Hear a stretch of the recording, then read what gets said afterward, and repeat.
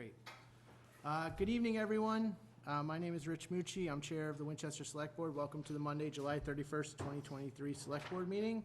I'm joined by my colleagues this evening, Vice Chair Anthea Brady, members John Fallon, Michelle Pryor, and Michael Betancourt, and obviously Town Manager Beth Rudolph as well. We're going to start this meeting tonight. I know we have a very busy agenda tonight. I appreciate everyone coming. We're going to start with business item number 1, which is the Finance Committee appointment process. At this point, I would invite up Dr. John Miller, if he's here, and I think Heather Von Mering, if she is here, our moderator.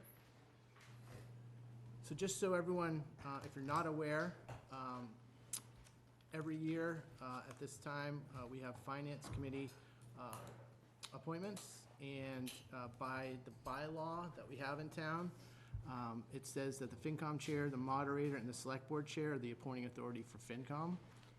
So I'm just going to run through what's transpired over the last couple of days, and then turn it over to Dr. Miller. I think he has a presentation he wishes to make. So on July 13th, myself, Madam Moderator Heather Von Mering, and Dr. Miller met over Zoom to discuss the process for FinCom appointments this year. We were fortunate enough to have 8 people apply for 6 spots. We had 3 returning members seeking reappointment of those 8 people. On that date, Dr. Miller expressed concern about not having a quorum for an important FinCom meeting later that day, and asked us if we could reappoint the returning members because they needed to complete year-end items for the comptroller, which I believe to be including a reserve fund transfer request. And he was concerned about, given the summer, not having a quorum. After some discussion about conducting interviews, there was consensus amongst the 3 of us to unanimously appoint 2 members. That would be Catherine Hughes, who had been on FinCom for 1 year, that Heather and I had the pleasure of interviewing last year, and I believe Stefan Karp, a second member. At that time, the remaining 6 candidates were put down for interviews for the remaining 4 spots. And those interviews were to be conducted via Zoom. Dr. Miller took the lead. He set up 3 interviews for each night of July 25th and July 26th, so last week. We conducted the first interview on July 25th of a member who wanted to be reappointed, Hafiz Adajami. After that, Dr. Miller made a motion and asked Heather and I to vote on Hafiz. At that time, we both said we were not prepared to vote and wanted to conduct all the interviews first and then deliberate and vote on the candidates for the open positions. We then completed the other 2 interviews for that evening via Zoom. Dr. Miller once again asked us to vote on Hafiz, and our position remained the same, that we wanted to complete the interview process and then discuss and vote after interviewing all the candidates. No decisions were ever made on any of the candidates. The next day, Dr. Miller, on July 26th, then unilaterally canceled day 2 of the interviews with the 3 candidates that evening and asked to speak to the Select Board in executive session tonight. I think you all received that email. Not feeling like it was a proper forum for executive session after consultation with Town Council, it was agended for public session. Like I said, no discussions or decisions were ever made about the 4 open positions, and here we are now. Heather, did I summarize what's transpired over the last couple of weeks? Okay. Dr. Miller, I'll turn it over to you. You did not quite summarize what has happened over the last 2 weeks. So we'd have a disagreement, which is why I'm here. My name is John Miller. I currently serve as chair of the Finance Committee. I regret being here tonight to talk about a serious glitch in the reappointment process. There are many matters on which Finance Committee and Select Board need to cooperate with mutual respect and courtesy. FinCom is anxious to do so. All of our members owe Select Board that respect and courtesy in the interest of taxpayers. One of the reasons I have come tonight is to assure you that the Select Board has our respect and deserves our courtesy. I ask for corresponding respect and courtesy for Finance Committee in return. After careful consultation with past Finance Committee chairs, I am required to do what I can to stop an unprecedented effort to change the historic process by which reappointments, not new appointments, are made to FinCom. This slide, the first slide, shows this historic practice. Finance Committee members earn reappointment through their contributions to the committee with the support of the Finance Committee Chair. Members that earn it are reappointed without interview, and reappointments are decided before new applicants are named. An attempt to change this last year failed in execution and was not preferred by the then FinCom chair. The situation worsened this year. Over the past 5 years, 13 of 14 Finance Committee members who asked for reappointment earned it this way. On July 12th, 2 FinCom committee members were unanimously reappointed without an interview. They earned it. Last Tuesday, after the first forced interview we know of, a member's reappointment for fiscal year 25 was not made. That action broke FinCom's traditional process and violates the spirit of Select Board Policy 1. That is why I am here. From the start, the Select Board Chair and Moderator have shown an aversion to the reappointment of one highly qualified member to a second term. This aversion is not for valid cause. This is a case of viewpoint discrimination. This member has been singled out. The chair joined with the moderator to require an interview. The interview confirmed that his views are mainstream within FinCom and would be mainstream across the town. This member meets every qualification set forth in your Policy 1. He was born in Tanzania and raised in Pakistan before coming to Brown for college. After a degree in electrical engineering from Brown, he earned an MBA from Sloan at MIT. He is a 28-year resident of Winchester with 17 years of executive experience at Novartis in global roles in finance, asset management, procurement, and operations. These are directly relevant to his service on FinCom. He is kind, generous, thoughtful, and respectful. He has been a productive member for 3 years. His FinCom work included being one of our representatives to capital planning. The decision to upgrade the town's building systems using VFA is due in large part to the proposals made and the insights given by this member. He is respected and adored by every member of the Finance Committee. By every measure, metric, and proven commitment, he has earned reappointment. There is no superior candidate waiting in the interview room. For what sin is FinCom reappointment to be denied? The Select Board Chair asserts that he asked too many questions as a representative to capital planning. The other FinCom representative to capital, Stefan Karp, is here tonight, reappointed without interview on July 12th. Stefan is willing to confirm, if you wish, that the member is respectful, kind, and courteous. He asks incisive questions about the town's capital needs and plans. The member does his job. But these supposed sins miss the mark entirely. The member seeks reappointment to Finance Committee, not capital planning. There are no complaints, period, none, zero, about his service on Finance Committee. The Select Board Chair and the moderator wrongly conflate the member's temporary service on capital planning with his valuable service on Finance Committee.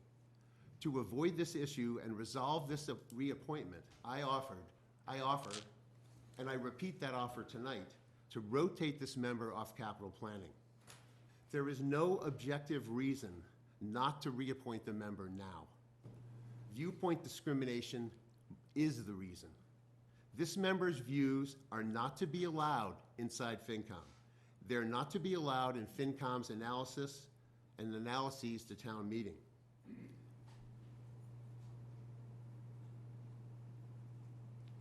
But this is no reason at all under our charter. FinCom's job is to ask questions, perform analysis, and provide independent advice to town meeting members on financial matters. Town meeting is free to accept or reject FinCom's advice, in whole or in part. FinCom's independence is what I have come here tonight to defend, as the Massachusetts Association of Finance Committees admonish every FinCom chair, as shown in the chart.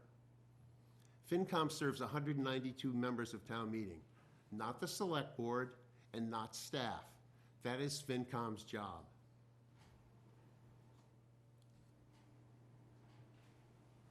Turn to the last slide. Susan Verdicchio wrote an email to Enzo Rascionato during the FY23 reappointment cycle, and she acknowledged the long-term and the long-known practical realities about serving on FinCom. And this is a quote from an email sent by her to Enzo and Megan Blackwell. There is a learning curve for membership on virtually every town board committee, and that's particularly so for FinCom, and there is every reason to have these current members continue. I ask tonight for your help in protecting Finance Committee's ability to perform and provide independent advice to town meeting. Targeting our members at the time of reappointment for their thoughts on financial matters directly interferes with our duty to town meeting. If allowed, the committee will be infected by the actual threat of removal for disagreeing with the select board, with staff, or the moderator. If allowed, fewer residents of good faith with experience and talent in financial analysis will choose to serve. If allowed, FinCom's independence will be gone in just a few years. There is no need to make this change. As the first slide shows, turnover is regular and brisk, with 3 to 5 new appointments each year, and that is in addition to the reappointments. The vast majority of members do not serve more than 2 terms. The commitment is too high. I ask for your help in preserving the historic practice of reappointing FinCom members without interview who have earned it upon recommendation of the FinCom chair. FinCom cannot force that help from the select board, but we ask for that courtesy and respect from the select board tonight. I'll leave the rest of my printed remarks in the paper. Thank you. Thank you, John. So I'm not sure what the exact ask is at this point. And we have Kate Federoff on the line from our town council's office. Jay Tallerman could not be here. But the bylaw is quite clear that the appointing authority is FinCom chair, moderator, and select board chair. There's really no wiggle room around that. So I'm not sure what the ask is, and I think Dr. Miller's points, would be well taken when we actually got to discussing the candidates and deliberating on the members. But I think the moderator and I simply wanted to interview all the candidates before we started those discussions. And certainly, all these points that he's raised tonight could be valid points of why we would reappoint, this one member. But I just don't think that time has come yet. We were hoping to interview everyone. But certainly... Can I add something? Sure. I also think the other piece of it is there are concerns why I can't speak for you, but I know why I asked to interview the person is because concerns were brought to me. And that is incorrect. Concerns are brought to me by members of FinCom, of Capital, of Town Meeting, of staff, and other boards and committees. It is not limited. And so I felt it was my responsibility as the moderator to look into those concerns and see if they have any validity before reappointment. And also I wanted an opportunity to talk to the individual because I didn't think it was fair to reappoint without having a conversation. And I received that last week. And I moved, after that interview took place, at your insistence, the candidate answered every one of your questions. His answers are mainstream. There is no reason not to reappoint this member. Every question that you just referred to was asked and answered. There is no specifics at all about what is the alleged misconduct is supposed to be. Mr. Karp is here. He's been at every meeting of capital planning. You can ask him. He's here. So I think I would like to just recommend to the select board, there is other things going on that I really do not think it's in the individual's best interest to be discussed at this table. But there's valid concern there, and I don't think it's something that is responsible for any elected official to talk about at this time. But there is valid concerns, and I don't think trying to push it out into the public at this moment is the best interest of the individual in question. I don't think it's respectful to them either. So- You had the member before you. You did not raise anything specifically with him that he did not respond to fully. There is, you're the person who's making vague assertions, not any, we don't know what these assertions are. And you're breaking a standard process that maintains FinCom's independence. That's the problem. So, Dr. Miller, to all your points, I just don't know what this board, under the charter, under the bylaw, can do at this point. I'm not sure what the ask is, and I certainly defer to our town council to opine on that, but I don't know what there is. I'm certainly giving you time to give your presentation. If anyone has anything they'd like to say or discuss, certainly can do it, but at this point, go ahead, Kate, if you have something to add. Mr. Mucci, I'm prepared to speak if you want me to. I mean, I've read the bylaw, and specifically, number one, it doesn't make a distinction between appointment versus reappointment, and you all can use the tools in your toolbox to determine who is the right candidate to sit on the FinCom, and there's no tenure provision or something similar in that bylaw, which would inhibit your ability to determine whether or not a person meets your expectations or is someone who you feel would be an appropriate member of the FinCom. Each individual has the right to make that, each individual meaning the three of you, the moderator, you as chair of the select board, Mr. Mucci, and Mr. Miller as chair of the finance committee, you each have to weigh the information that you have at your fingertips to determine whether any individual is appropriate for appointment or reappointment. To the extent Mr. Miller is indicating policy 1 is implicated, Mr. Miller, I'm presuming you're referring to the human rights statement. Am I correct on that? No. Okay.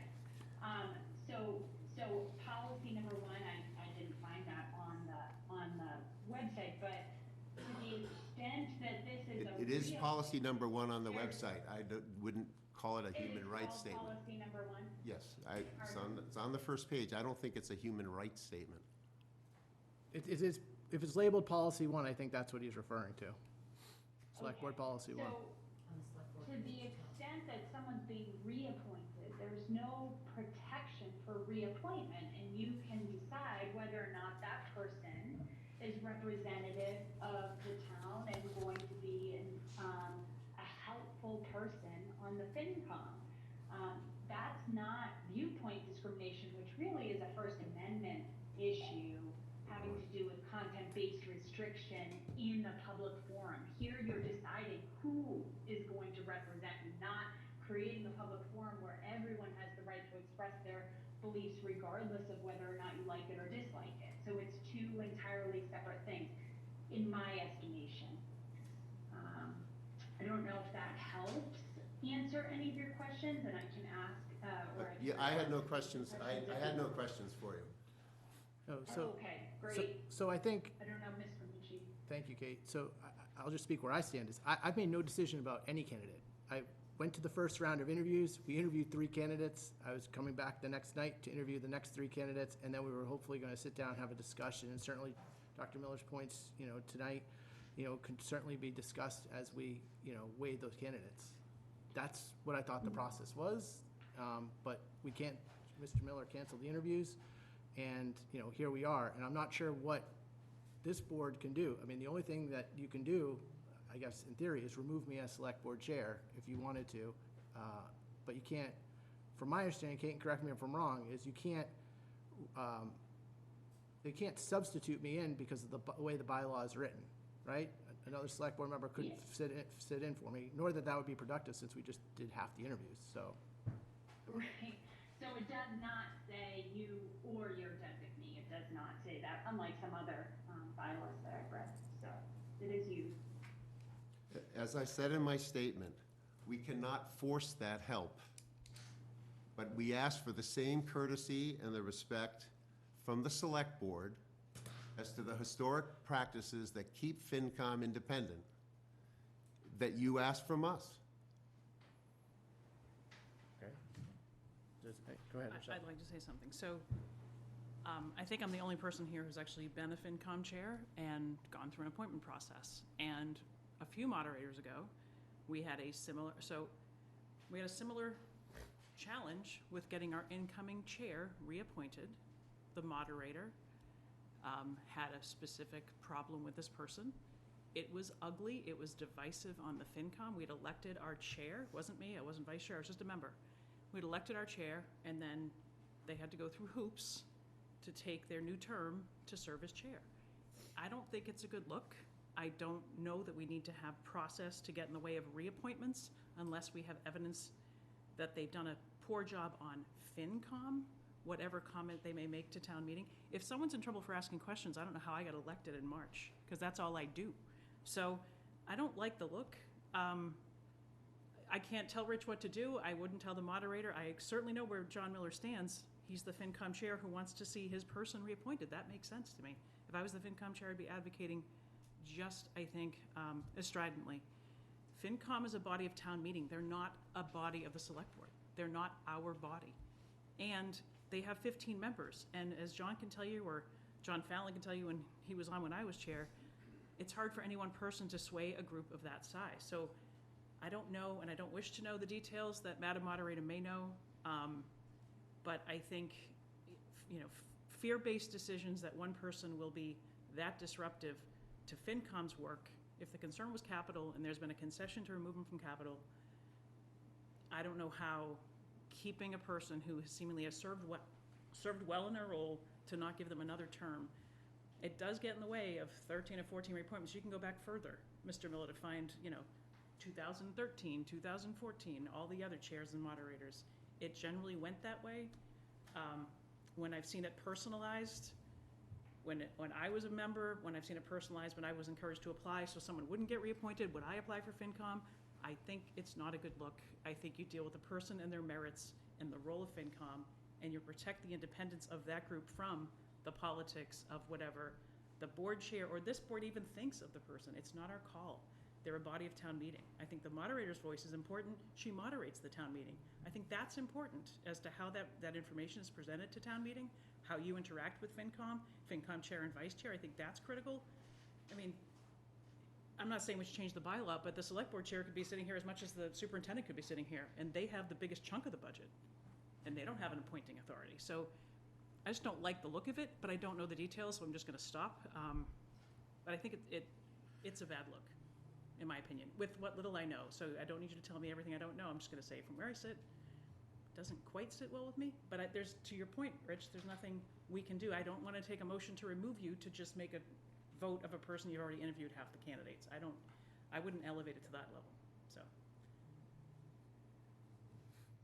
Anyone else? Yeah, I'll weigh in. I mean, I agree with Michelle. My sense here is it feels like bad government. This is an appointed committee, not an elected one. I have had the privilege of working with Hafiz. I feel uncomfortable talking about individual appointees in a public forum without them here, but I will say this. He is excellent. He is I hold him in the highest regard of any of our volunteers that I've ever worked with from being on the select board. I think he's probably, if I look back, voted against every single thing I've put forward. That doesn't mean he doesn't have value to town meeting, which he serves to inform and facilitate the process of our budget. But on capital planning, I mean, he is central to the work that the town does. His expertise and his work product has a Nixonian level of detail and work. And I don't know why we're having this conversation. It feels very bizarre. I mean, I get that the bylaw says one thing and our lawyer says one thing. We can go through hoops and remove people and do all of that, but the spirit of what we do is we encourage volunteers to stay in positions that have value to us. Hafiz certainly is one of those people. I think it is a really it's a very slippery slope if we start horse trading appointments to subcommittees, like saying that we'll appoint him to FinCom, as long as he's not on capital. That is ridiculous. That is not our decision. That is not something that needs to be negotiated. Are we going to negotiate all these subcommittees when we reappoint other people in other committees in the future? That is absolutely insane. It's not done anywhere else. I'm frustrated here because I've sat down when I've disagreed with Hafiz.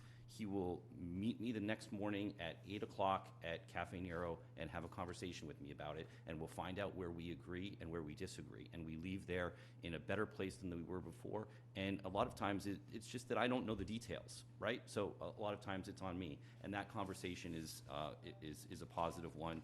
I know he's sat down with others, the chair of the school committee. I mean, this is uncomfortable. It's a bad look for our board. As somebody who's made these appointments before, reappointments are typically done, as a matter of fact. I know even when, Peter Haley has come through, I mean, almost the minute that a email goes out to him, he responds in the same minute approved. I mean, we don't go through these lengthy, interview processes for reappointments. I have not heard complaints about Hafiz personally. Doesn't mean that there aren't any, but my perspective, working with him on capital planning, working on the select board, he's excellent and one of our finest volunteers, and I hope he stays, and I look forward, if he is not appointed FinCom, that we can recruit him somewhere else, because I think the town needs his value. Anyone else? Steve? So I feel like, look, it's hard to feel like you're doing the right thing and be on the wrong side of the vote. I think every member at this table has felt that way at some point. I know I have. I know I've seen it play out in previous reappointment processes where we've done, where the sitting member is not reappointed. Maybe once or twice within the past 2 years that's happened. So while it may not be a typical standard thing, and it may not be a typical thing in the past 5 years on FinCom, I don't think it's fair to say that any seated person should be reappointed without any consideration and any look to that, especially when Finance Committee has generated a lot of interest, and having 6 applicants for 4 positions is, I think, what any other appointed board in town would be extremely jealous to have, and we might do some horse trading for to try to get.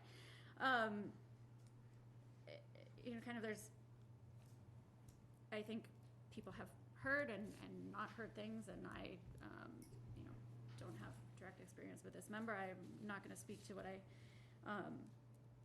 have heard, but I will say, our charter says that it's appointed by 3 individuals. It's appointed by the chair of the Finance Committee, it's appointed by the town moderator, it's appointed by the select board.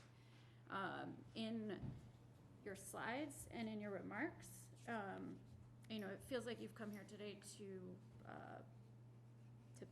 buck that and to do something different, while at the same time pointing out that FinCom should be an independent review, and it was designed by our founding fathers for a reason. And to come in front of us and say that you don't like the process as stand, and as our charter is, one, not really something that I think the founding fathers would have tolerated, and 2, it feels like, in saying, if this FY25 reappointment can be resolved, filling the remaining 3 positions will be accomplished quickly. If not, the full membership of FinCom will consider how best to proceed.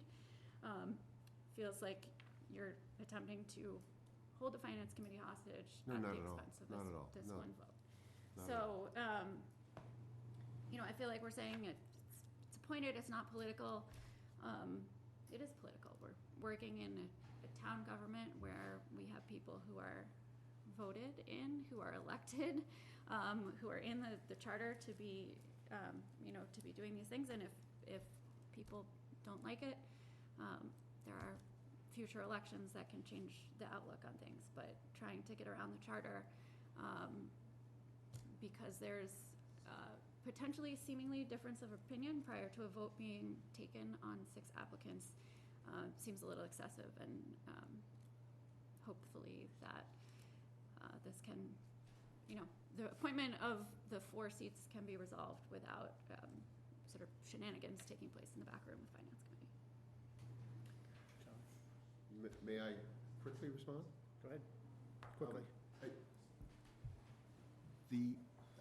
I understand what you said, Select Board Member Brady. I understand it. I'm not in any way saying that we should get around the charter. The original, to be appointed to FinCom, you must go through a new appointment process, and there are interviews.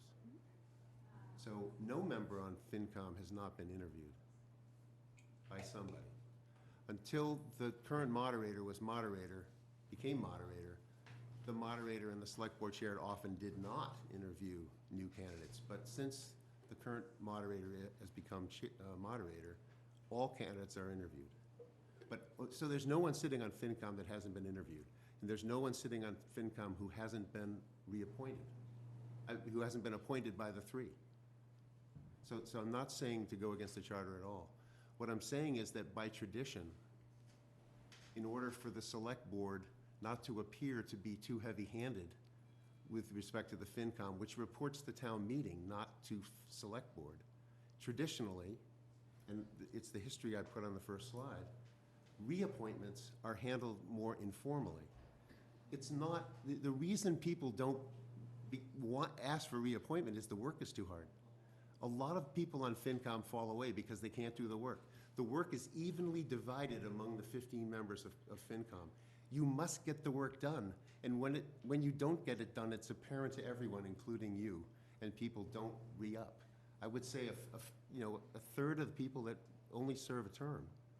The vast majority of people only don't serve more than 2 terms. The work is too heavy. You can't do the work. So it's people who earn it by work and who don't quit and ask to be re-upped, that there's this different process, less formal. But there is an approval by everyone, and as Mr. Betancourt said and as Ms. Pryor said, we're not saying that people aren't approved, but when the reappointment is subject to interrogation on the candidate's views by the select board, that's a problem. Do you want to say anything, John? Just real quick. So perhaps the process needs to be a little bit clearer on reappointments, right? I think, John, as chair, any chair, you should have significant influence on who's on your team, if you will. I totally respect that. I agree with Michael as far as it shouldn't be conditioned upon keeping this person off this committee or putting this person on a committee. That's up to you guys to preserve your independence. So for me, it's what's the process to close out this year so it can be productive, and then what's the process going forward that's clearly articulated. So if it's interviewing reappointments, that's fine, but let's agree that that's what we're going to do going forward. And for new candidates, we already interviewed them anyhow. Right? So if there's clarity around that, it doesn't make, we're not interested in people's political views or their positions on certain items. But the interview of this candidate that was conducted was about his views. John, I wasn't there, so I was disadvantaged. That was the problem. Okay. I can't speak to that. I'm just looking for a path forward. I understand. That's actually not, my conversation with the individual was not about his political views. It was about language he was using and accusations he was making towards people. So let's take a step back. And first of all, I am not Peter Haley. I'm Heather Von Mering, and I do not need to follow Peter Haley's process. Agreed. I have my own rights. Secondly, I appreciate your perspective, Mike. However, other people have their own perspectives as well. And just as Rich, and you have your voice and your rights, I have my voice and my rights and my responsibility to town meeting. Absolutely. And so for you to come and say that this is strictly based on how they vote is disingenuous completely. And so, and I don't like that it's being, because they vote a certain way, because I looked at capitals, I wasn't looking at the votes, I was looking at other content. And you haven't given me a chance to actually talk to you about that because you canceled our interviews without having the authority to do so, with accusations being thrown around. So I just would kindly ask anyone who's listening, I'm doing the best I can for town meeting. That's my responsibility. I will make the vote that I think is in the best interest of our meeting, and that is that. If you want to do something about what the select board, that is your choice. However, to be called to the select board because my responsibility is in question, because what you're accusing him of, you're accusing me of. And Rich, I'm sorry, we're not friends, but you have not done anything to deserve this.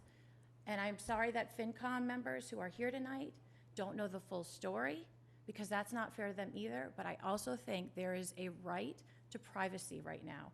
And you are pushing and trying to goad for things to come out that are not appropriate in this manner. I asked for a executive session on this topic. So I'm just There gonna. was no need to. We have a have a very busy meeting at night, all. so I'm not gonna go back and forth. All I'm going to add is, all I wanted to do was interview all the candidates and then have a discussion of the merits of each candidate. That's all I wanted to do. I think everyone's raised good points. To Mike's point, 100%, I agree. There shouldn't be bartering. It was, when Dr. Miller recommended that, and he recommended it tonight, it was extremely uncomfortable for me, because that's just not, I don't want to micromanage. I don't want to tell FinCom how they do their work. They're independent. So, I tried to end the discussion that night and just come back another night and discuss the merits of each candidate. So, no, like I said, I have an open mind. No decisions have been made.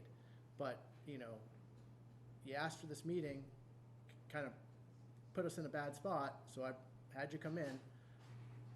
I'm not hearing anyone's removing me.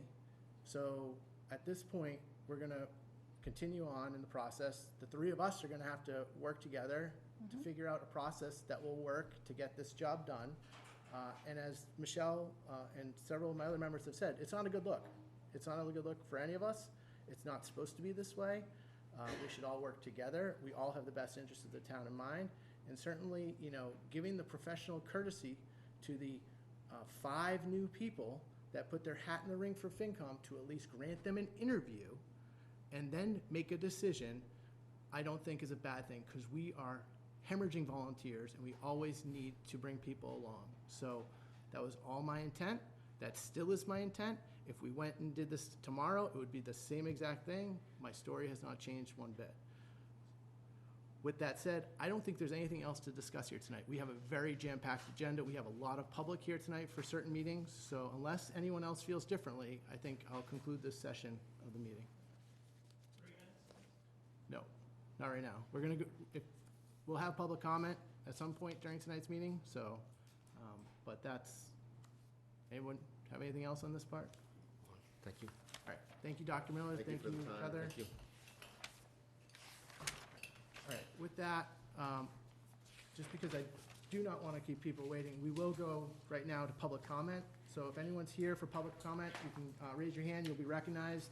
You'll be given 3 minutes to come up to the table and state whatever it is that you want to state. So is there anyone here for public comment?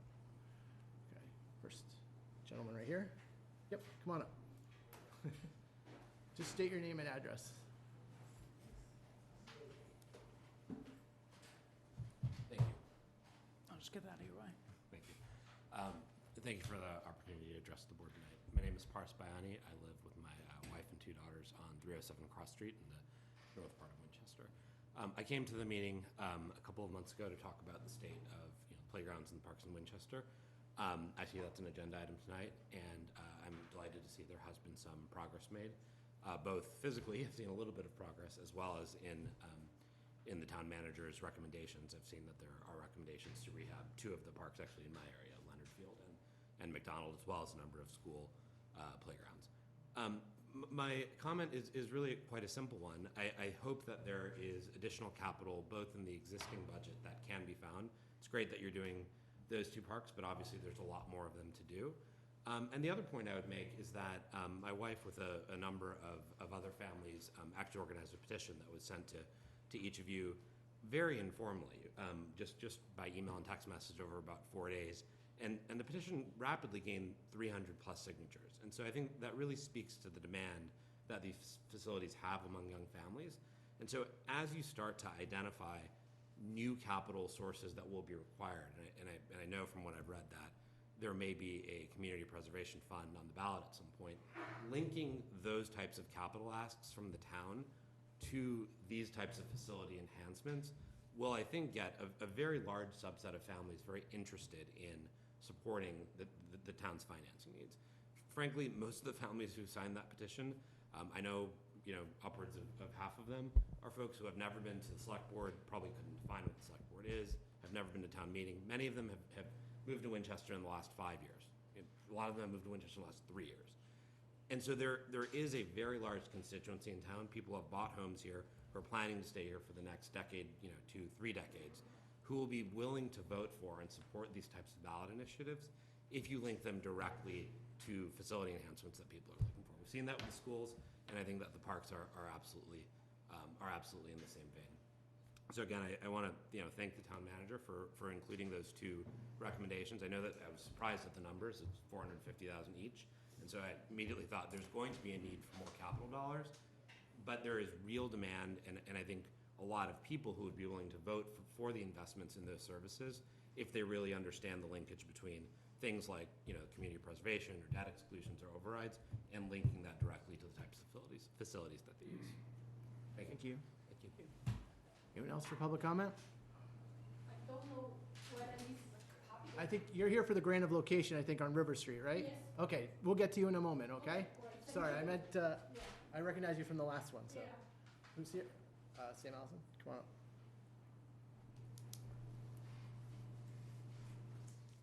Good evening, Sam Allison, 7 Grassmere Ave, Precinct 3. I come actually with two different topics. First, as a former Finance Committee member and chair, just to offer a little bit of greater historical perspective beyond what Dr. Miller had on his chart. I think historically we tried, so first, I want to applaud the idea of deciding what the process should be going forward because it's not well defined. So I think that would be super to bring clarity for people in the future. Historically, we would try to have consensus between the FinCom chair, the town moderator, and the select board chair. And there were sometimes debates around that, but we would inevitably come to some consensus that worked for everyone. So I think that's a great philosophy to try to honor. In terms of who was interviewed, who wasn't, new members or new candidates for the Finance Committee were typically interviewed, often because we didn't necessarily know them and understand their skill set, so we were trying to see what that fit could be. But interviews of past members did, interviews of past members did also sometimes happen depending on the familiarity of the town moderator and or the select board chair with that individual. That was often driven by the number of candidates that we had in queue. So, if we were looking for people to try to join, people would want to understand who was there and what the backgrounds were, certainly at least review the resumes. But often there was at least a conversation. I did, during my time on FinCom, we did have a member that we chose not to reappoint for a variety of different reasons around that. So it is not unprecedented to have a member who would like to stay and to make a decision that their skill set is not the best fit at the time. So just wanted to share some of that history around Finance Committee if that's helpful. Separately on the playgrounds, I'll just put my 2 cents in. As the former fundraising chair for Ambrose for I honestly don't remember how many years, we would repeatedly have to fundraise from amongst the parent base in order to make playground repairs, which are ridiculously expensive. It's shocking when you look at how much playground equipment costs. But so I would personally have to get involved with resealing and painting the playground to put 4 squares on it and finding new swings and or other structures and trying to get vendors on site to make those kinds of repairs. So I would thoroughly appreciate if the town would consider a more organized approach to this where we could actually leverage the buy across all of the playgrounds, hopefully get better pricing as a result, and see a more routine approach to making sure that the equipment is safe for the needs of the kids. That's it. Thanks very much. Thank you. Thank you. Anyone else for public comment? Mariano? Thank you. Mariano Golubov, Precinct 5. Former chair of Finance Committee. I served on this board for 6 years and I was chair. I served on Finance Committee with 3 of you here. When we were appointed, when the four of us were appointed, it used to be a unanimous decision of the three members of the appointing committee, the chair of select board, the chair of finance committee, and the moderator. That changed a couple of years ago to now be a majority vote. I'm concerned because a lot of things were said on those slides that are not true. One of them being that it's unprecedented that somebody wouldn't be reappointed. When I was chair of the select board, we didn't reappoint somebody who wanted to continue to serve on FinCom for various reasons. It doesn't matter why, but we didn't. And so, you know, for FinCom to put in writing something that is not true now, I don't know if Dr. Miller is aware that what he's saying is not true or if he's just not aware.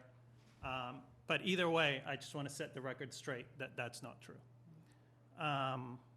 And I am concerned that this appointing body is 3 members, 2 are elected townwide, and 1 is appointed. And here we have the appointed member trying to apply pressure and trying to like horse trade with the 2 townwide elected members. That is an appearance of corruption that is not necessary in this town. And so, you know, I think that was beyond the pale. I don't think that was appropriate. And as far as this specific appointment that is being held up, I am happy to speak about it because I served with that finance committee member in the transfer station working group last year. And we have different ideas. Michelle, you and I have had different ideas, but we were always able to work together, agree to disagree if we had to. Mike, same thing. Rich, you and I have disagreed on everything, but we've always agreed to disagree whenever, right? I mean, there's mutual respect. That is not something that this member had, right? When I said the select board's not going to consider having heavy trucks 24/7 through the neighborhood bringing trash from other towns, this member said that me and Mike were corrupt for listening to the neighbors. This member then quit the transfer station working group because if he didn't get his way, he was not going to contribute. So, no, this member should not be reappointed to Finance Committee. When he called me to say that, well, when he accused me of being corrupt for listening to the neighbors and then told me that he was going to resign, I asked him if he was also going to resign from FinCom because that's what I thought he should have done at the time. So I'm not surprised that a year later, it's coming up that he should not be reappointed. He shouldn't be. That's my point of view. And if anybody who gets a vote on it asks me, that's what I'll say. But what I will say is that what's in writing here is not true. It is not unprecedented. We've done that before. So thank you. Thanks. Thanks. Anyone else for public comment? All right, hearing no one, I will close public comment. Kate, I forgot to tell you, you can jump off now. Thank you for joining us this evening. Have a great night. Thank you for having me, you too. All right, we're going to move right into our hearings. We have a Eversource grant of location for Wainwright Road. I think we have our town engineer here today, and representatives from Eversource. Come on up. All right, has everyone had a chance to review the packet? I'll open the hearing and ask Eversource. How are you? Good, how are you? Good, thank you. Jackie Duffy, Eversource, would like to install a new pole, 424 of a 3A, and install 14 feet of conduit on Wainwright Road to provide electric service to 3 Wainwright Road. Matt, anything to add from the town's perspective? We've reviewed it, we didn't have any comments and recommended it for you to approve. Great. I will open it up to the public. Is anyone here for the grant of location at Wainwright Road that would like to be recognized to speak? Seeing no one, we will close that portion of it. And any question of the board members? All right, is there a motion? Move that we approve the Eversource grant of location for the installation of approximately 14 feet of conduit from the new JO pole 4243A on Wainwright Road in Winchester. All those in favor? Aye. Aye. Anyone opposed? Hearing none, it passes. Thank you. Okay, next we have a Comcast grant of location for River Street. Is someone from Comcast here? Okay, no representative from Comcast? Do they usually have someone, Betty? No, I thought David was gonna be here. Okay. Okay, well, Matt, have you had a chance, have you reviewed this?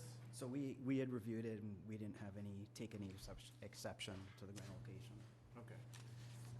Is there anyone from the public who would like to speak on this grant of location? Maybe you want to come on up to the table. Just state your name and your question. Lisa Zhou, I live at 3 Winchester Street. I want to see where, this pole is going to be installed. I want to see, I Where? want to make sure it's not in front of my house. It's not. It's, to speak for Comcast, who's not here, it's going to be coming from the pole in front of the VFW, number 30. Number 30, okay, so, It's an existing It's pole. an existing pole It's- that's, oh, okay. Just want to make sure there's no ugly pole right in front of my house. yeah, we're not adding any poles, nothing like that, so, No, not for this. right, all right. Okay, Any thank other you. questions? No, I'm All all right, set. thank you. Okay, anyone else from the public who wants to be recognized on the grant location for Comcast on River Street? Seeing no one, then I will close that portion of the hearing. Any discussion of board members? Hearing none, is there a motion? Move that we approve the grant of location for Comcast to install approximately 35 feet of conduit from pole 15-3 within the public right-of-way to provide Comcast service to 25 River Street. Second. All those in favor? Aye. All right, passes unanimously. And I guess Comcast has a second grant location on Wainwright Road. Matt, did you have a chance to look at that? Any Yeah, concerns from the town? we took no exception to the grant location. Is there anyone here from the public who wants to speak on the Comcast grant location for Wainwright Road? Seeing no one, I'll close that portion of the hearing, and I will ask any members, any discussion? Hearing none, is there a motion? Move that we approve the grant of location for Comcast to install approximately 25 feet of conduit from pole 424-3 within the public right-of-way to provide Comcast service to 3 Wainwright Road. Mike seconded it. All those in favor? Aye. Opposed, hearing none, it passes. Great. Thank you for that. All right, we'll move on to our next public hearing, and I apologize, we're a little behind schedule tonight, but we have Dennett Road to discuss the installation of traffic-related warning signage on Dennett Road. So how we'll start with this hearing is, I think if there's anyone, Matt from the town, are you taking the lead on this, or Beth? Yes. Okay. So we'll start. Go ahead, Matt, you can start, and then I'll open it up in a moment to the public for any input. Well, so do bear with me, because this does begin before I was here, so I'm relying on some information from some others. But there was a request in 2020 to the town manager's office for some warning signs, slow children, blind curve type signs on Dennett Road.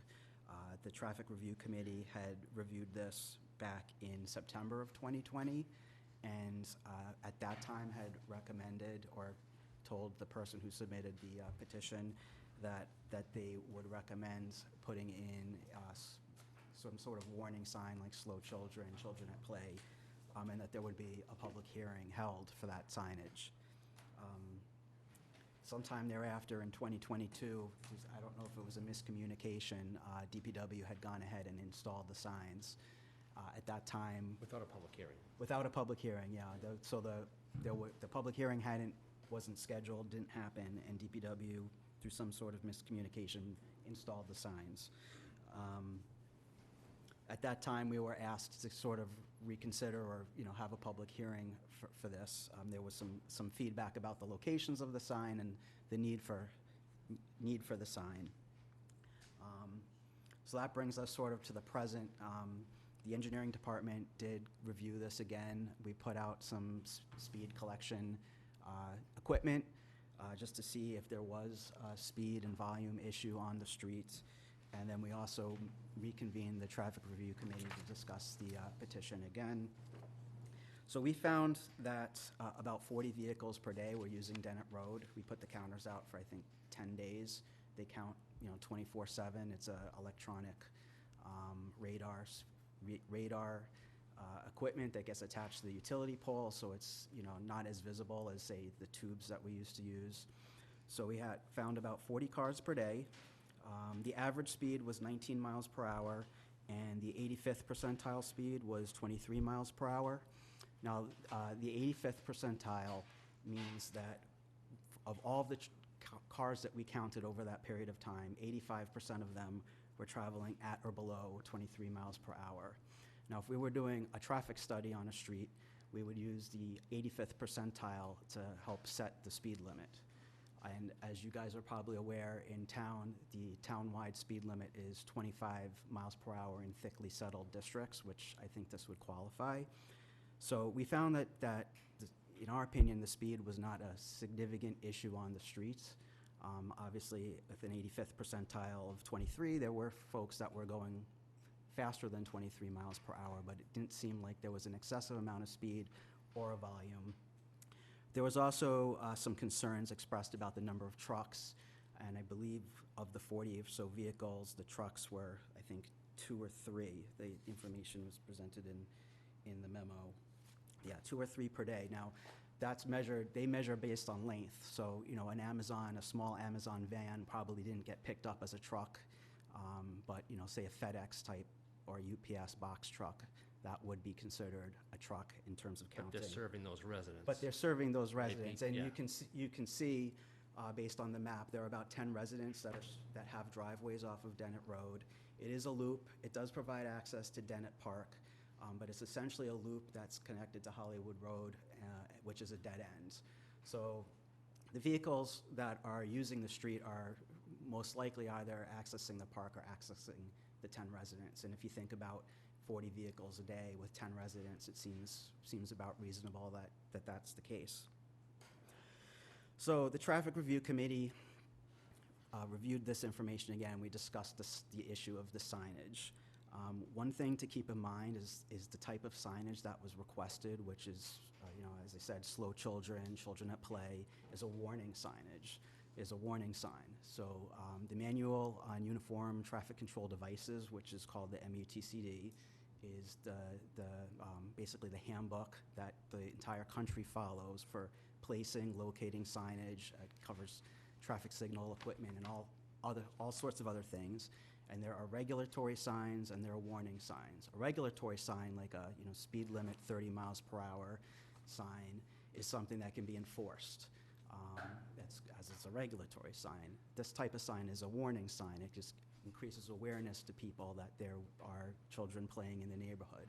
We've used them throughout town when these types of issues come up.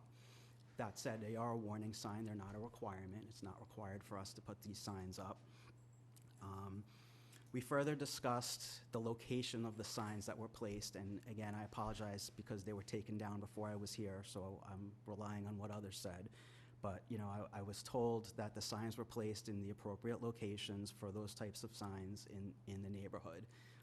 Typically, when we put signs up, we're looking for visibility and making sure that people see them in advance of the issue that they may be coming up with.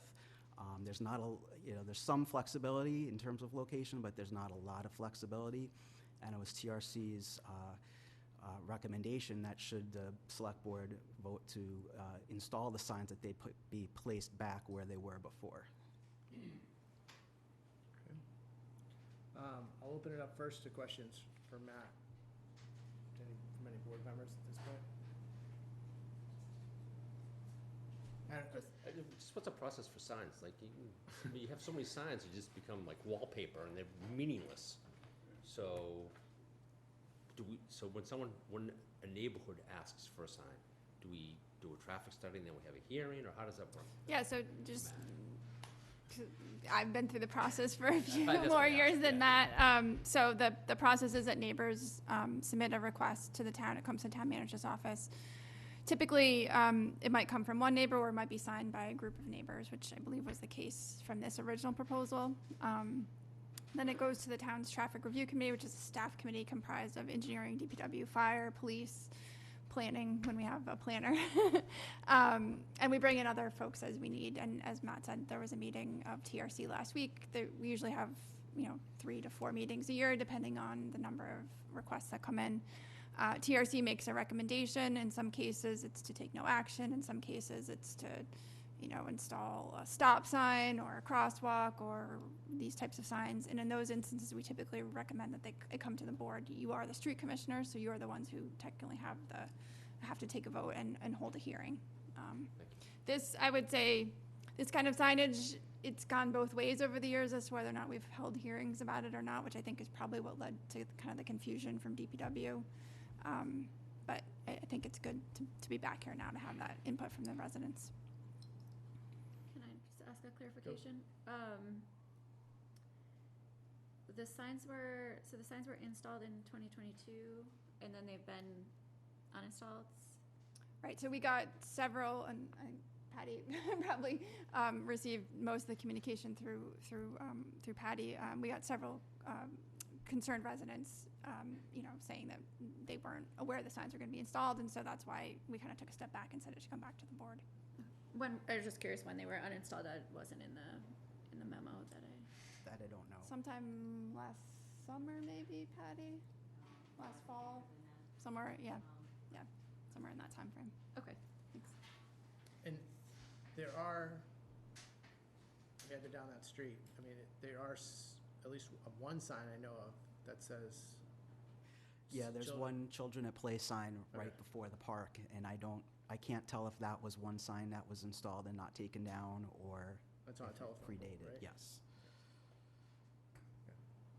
And just so I'm clear, the recommendation of the TRC says, based on this discussion, TRC notes to the select board that the signs are not required to be posted at this time? Correct. All right. Anyone else before I open it up to the public? All right. At this point, I would open it up to the public. What I'd ask you to do is raise your hand. I'll recognize you, come on up, state your name and your address, and I'd give you 3 minutes to,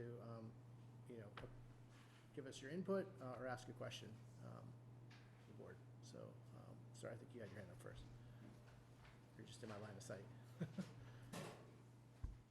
Hi, my name is Joe Bingle. I live at 20 Dennett Road. I've lived there for 37 years. And I had brought up 3 kids on that street. And I don't see any need for a sign. My neighbor asked me a few years ago to sign a petition. I did, but after I did some research, and to get to Dennett Road, I don't know if you know where it is. You come down Highland Ave, Pierpont to Hollywood, and then Dennett. I don't know why Little Dennett Road needs any kind of signs when you've got Hollywood, Pierpont is twice as big. And if you drive up Allen Road and all the rest of those roads, there's not one sign for any of them. So why does Dennett Road need one? So and I'd like to know what kind of sign are we talking about? I really didn't hear him if he mentioned it. I could probably show the sign that's still up there. It's on Google, but it basically says it's usually a Just 24 by slow sign? Is it 24. a blinking sign? No, it's not blinking. It's usually a 24 by 24. Because to me, it kind of takes away the ambiance of Square. living in a town. I don't want to look out and see signs like I live in the city. So that's really all I have to say was anyone. Thank you. Sir, come on up. Thank you, Mr. Chairman. My name is Horatio Faca. I live on 14 Dennett Road. And together with, thank you, Patty, for all the emails. Very grateful and appreciative of your help.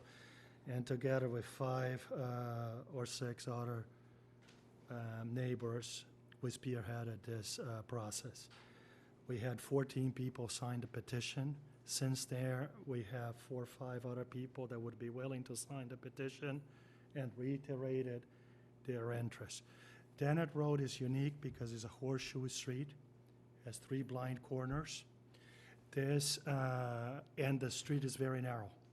So a lot of things have changed over the years. Number one, because parking has been restricted around the Fells area, we see the signs, a lot of people park on Dennett to access the Fells through Dennett Park.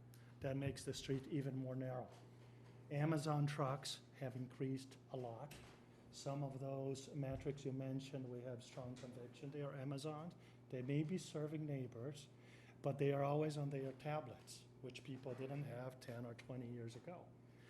The landscapers have ever-growing trucks and trailers with all kinds of equipment, always on their cell phones when they are driving around. It is dangerous.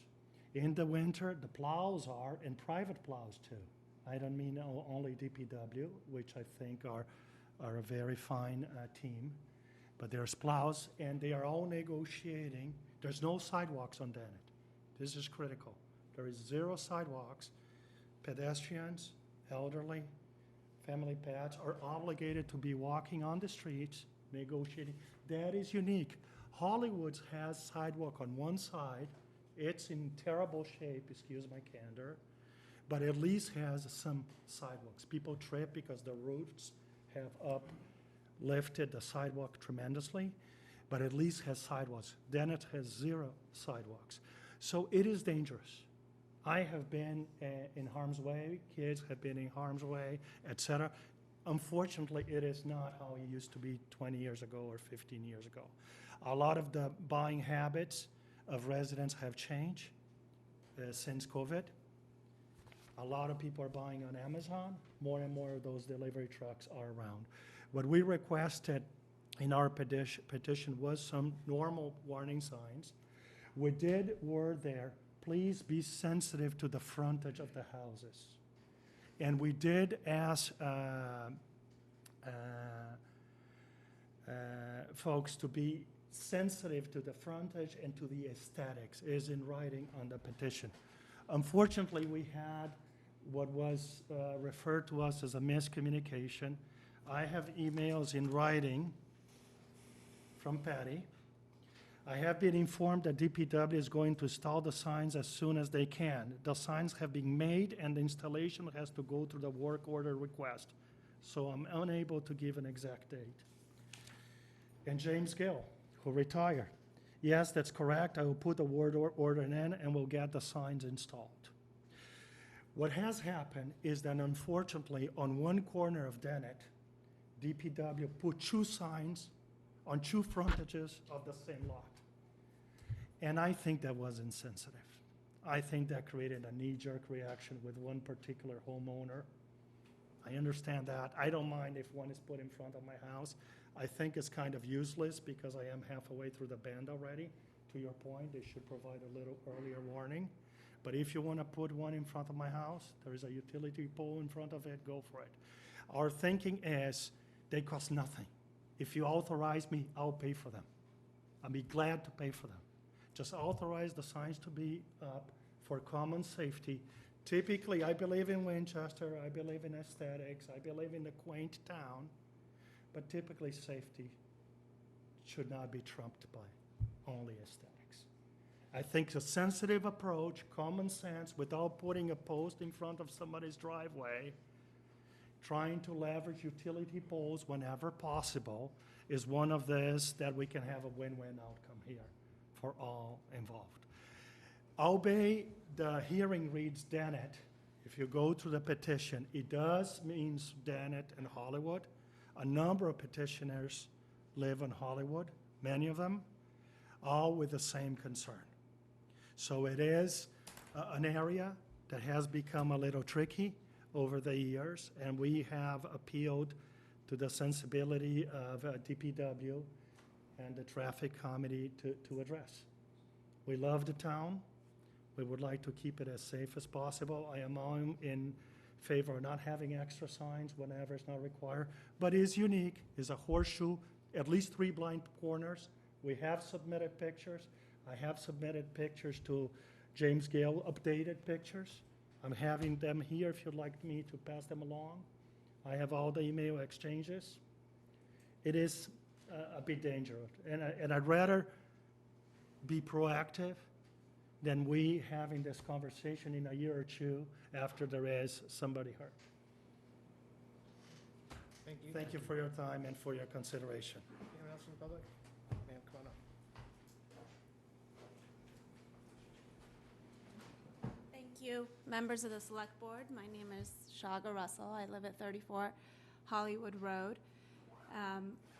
You know, I'm a mom of 3 young kids, and because, you know, I will reiterate, I am in support of the signs, to be clear. I will reiterate some of the points that Horatio covered because of the unique nature of Hollywood and Dennett, which is that Hollywood is a cul-de-sac, it's a dead end. Dennett Road is this horseshoe-shaped road with multiple blind spots. And you know, looking at this snapshot right here, the majority of these homes have young school-age children. These kids are riding their bikes in the cul-de-sac.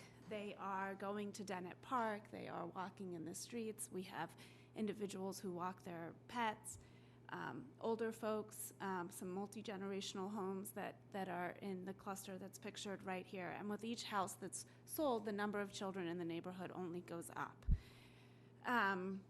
And it is risky. My kids sometimes ride their bikes on Dennett Road. Those blind spots are a huge concern. And as Horatio mentioned, the number of Amazon trucks, other delivery vehicles, landscaping trucks. I almost got hit by a U.S. Postal Service truck one time. I have the utmost respect for all of these individuals trying to do their job, and the nature of their work is that, you know, from time to time they may go a little faster, be a little more careless than maybe even they would like. All of our busy schedules get the best of us. Sometimes all of us drive a little faster than we should, but there are, you know, a large number of individuals and pedestrians that, because of the unique nature of these roads, 40 cars may not sound like a lot, but because of the lack of sidewalks, the unique sort of intersection of this community, it's dangerous, right? And the state legislature delegates and grants authority to the towns to put up traffic signs and other related signs for the protection of school children. That is warranted here. The Traffic Review Committee 3 years ago recommended that these signs go up. Now, I understand that there were some miscommunications and the like, but you know, there was a reason that the police chief at the time felt the need that these signs were not a bad idea, were a good idea. And you know, you're talking about 14 homes that signed this petition, 14 separate homes. There's not much more than that in terms of total homes in this snapshot that we're looking at right here, right? So the majority of these homeowners are in favor of these signs. And, you know, I'm part of the reason we moved to Winchester. We've been here for about 10 years now. We in our house shopping process, we did not find a town that was warmer, more family friendly, just a lovely place to be. We went into Winchester Center. Kids are walking around getting ice cream with their parents, riding their bikes. I mean, that's what you want, right, to raise your kids in a town like that. And it just, you know, and in the 10 years we've lived here, I've learned that Winchester is absolutely all of those things. Never would I have expected that a couple of slow children playing signs would have, you know, garnered as much attention and feedback as these signs have. But, you know, there you go. But like I said, you know, for my kids, for the sake of all the pedestrians in this little community, you know, I would encourage you to consider the safety risk at issue here, and vote in favor of putting these signs up. Thank you. Thank you. Anyone else wish to be recognized? Come on up, sir. Good evening. My name's John Hamilton. I live at 23 Dennett on the corner lot on the right-hand side there. So I've got frontage on both Hollywood and Dennett. I'm adamantly opposed to the addition of signs. It'd just be a blight on the neighborhood. We don't need them. There are, like the town said, not that many cars. 3 years ago, there was probably a need to put signs up. With the people being stuck at home, the delivery trucks were coming through the neighborhood a lot more frequently. But I work out of the house, and my office looks on both those roads, and I've watched for the last week, and I've seen FedEx and UPS a grand total of 4 times in this last week. It used to be you'd see them both twice a day, and they were not driving slowly, and the school bus, add one in there, would come barreling through the area, and it was dangerous. But as I was reminded when I moved into the neighborhood, Winchester has a bylaw that says children aren't supposed to be playing in the streets. So by that reasoning, everybody, if the kids are playing in the yards, watching the children isn't really a problem. And the neighborhood's been there a long time, and to my knowledge, nobody's ever been hit by a car.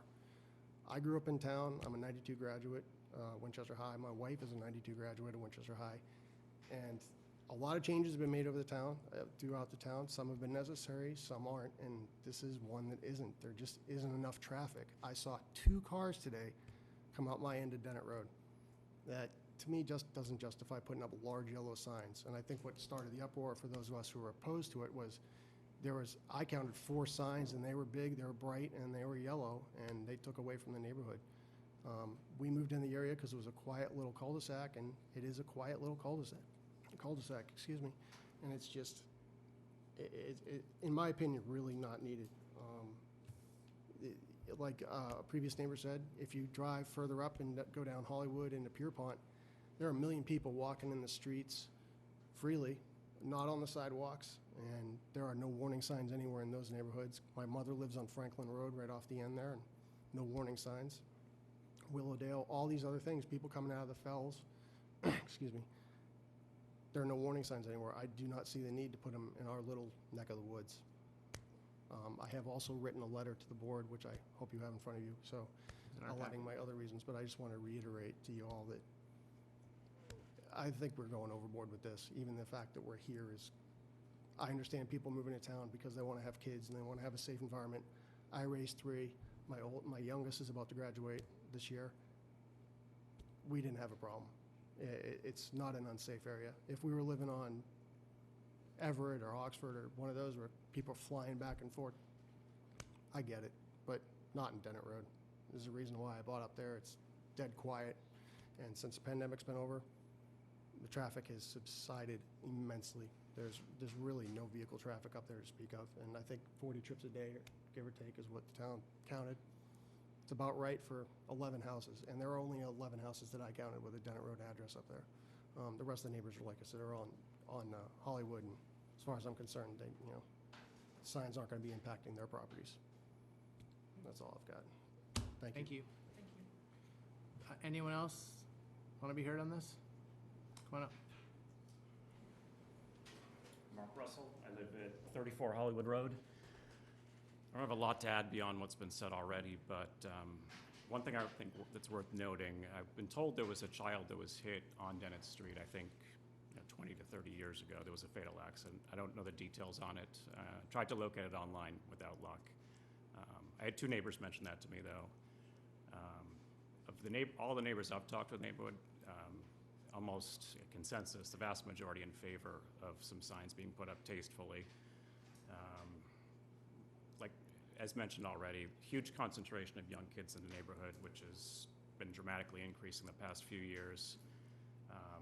I know the speed on Dennett Street, sounds 85%, 23 or below, but I mean, the blind spots I view them as dangerous. I'm a little nervous when my kids are riding bikes down there. The visibility is not far at all the way around the bend there. My understanding is originally, I thought one of the signs was to be put on Hollywood Road and either 1 or 2 on Dennett. I think 1 on Hollywood Road would be effective. I think the speed is certainly higher on Hollywood than Dennett. So I think that would be ideal, if there'd be 1 on Hollywood and maybe 1 going the other direction on Dennett. Thank you. Anyone else? Come on up.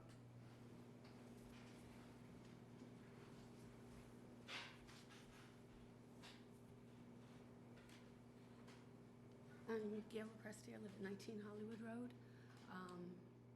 We had signs placed in front of our property. There were already 2 posts in front of that's gone, in front of our house. There's a telephone pole and there's a Dennett Road sign. We looked outside the window one day and we found 2 poles in front of our house. And I have to say, the best view of those poles was from inside our house. I went outside, I went up the street to up Hollywood Road, where, yes, cars speed down Hollywood Road, down the hill. By the time they got to our house, as you come toward our house, the pole on Hollywood Road was obscured by a huge tree trunk. We have a big tree in the front lawn, the leaves overhanging, and between our driveway and the next door house are pine trees with trees that hang over, obscuring the sign. Not visible anyway. I got in my car and I drove at 5 miles an hour to go around to Dennett Road, knowing that the sign was there. Very slowly, my eyes are on the road because people should be looking at the road when they're driving, especially if they're kids, parked cars, anything. I saw the post, but by the time I went by, I could not see the sign. My point is, yes, 23 miles an hour is too fast to go down Dennett Road. When I drive down, I'm 5 or 10 miles an hour.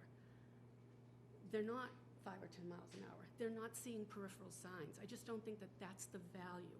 Yes, they need to have signage somewhere, somehow, but I don't think the peripheral signs is the way to go.